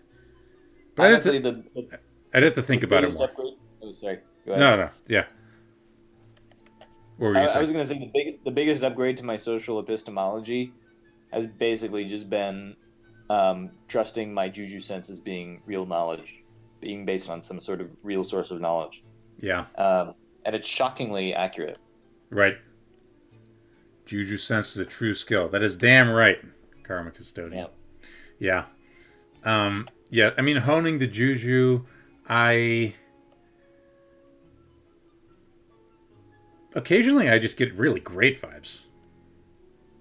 And not even like psychedelic, like I love you kind of thing, but just like this person's solid.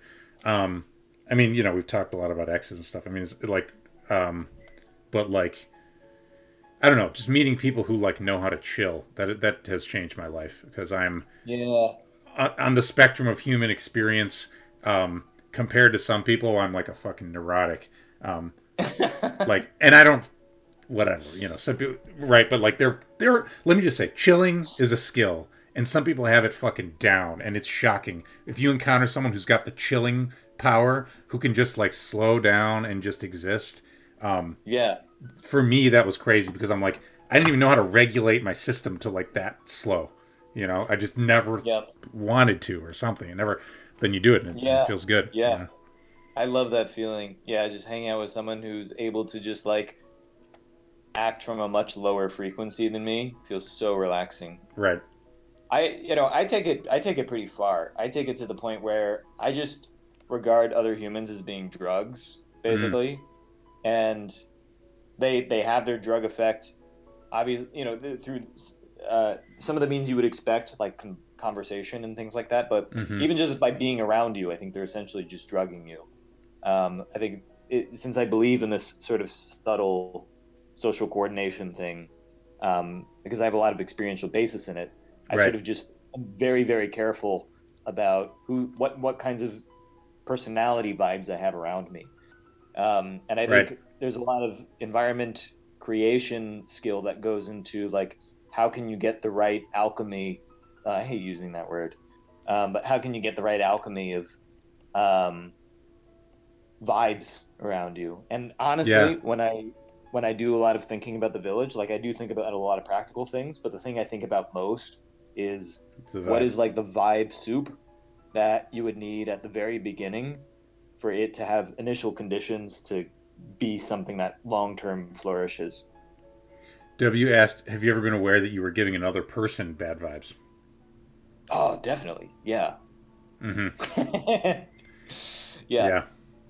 That happens, I mean, on a daily basis. People hate me.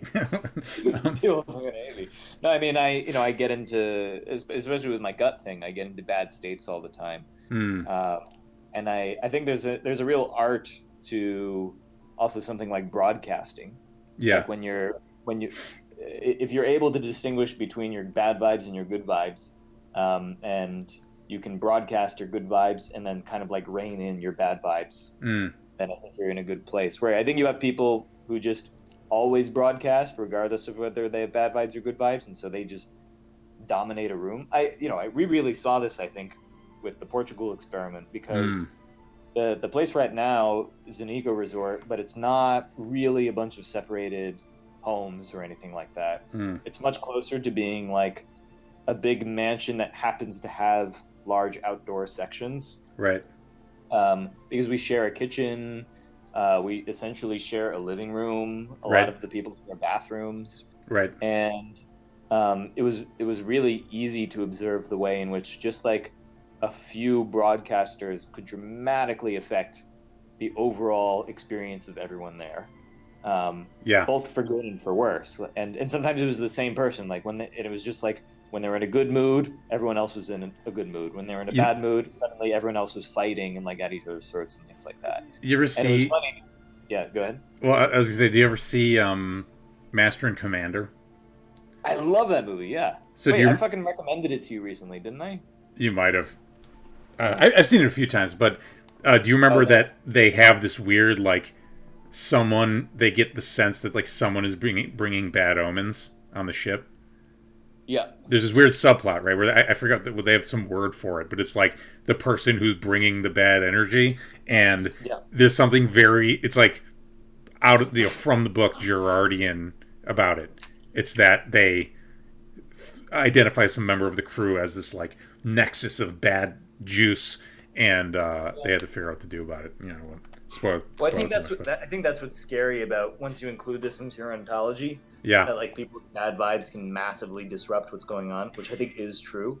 But if you have a group of people who kind of agree on that, then you set yourself up for terrible witch hunt style things. Mm-hmm. And this also happened. Like there was consensus during one part of the Portugal thing that there were bad vibes, and everyone was trying to figure out who was causing the bad vibes. Who's causing it? And there were disagreements about who. Maybe we're the baddies. Yeah, exactly. All right, I'm getting my brain is shutting down, so I think I'm gonna hit the hay. And also, my roommates want to go to sleep. For sure. All right. In that case, we're gonna wrap this up.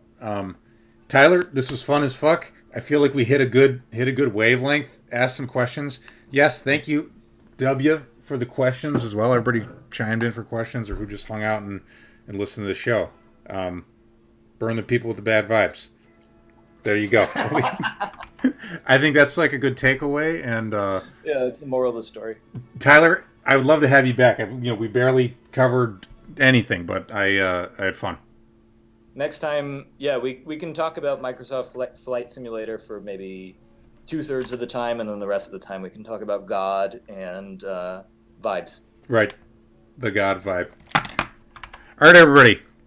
We'll do it again next week. Have a good night. Bye, everyone. Bye, Chris.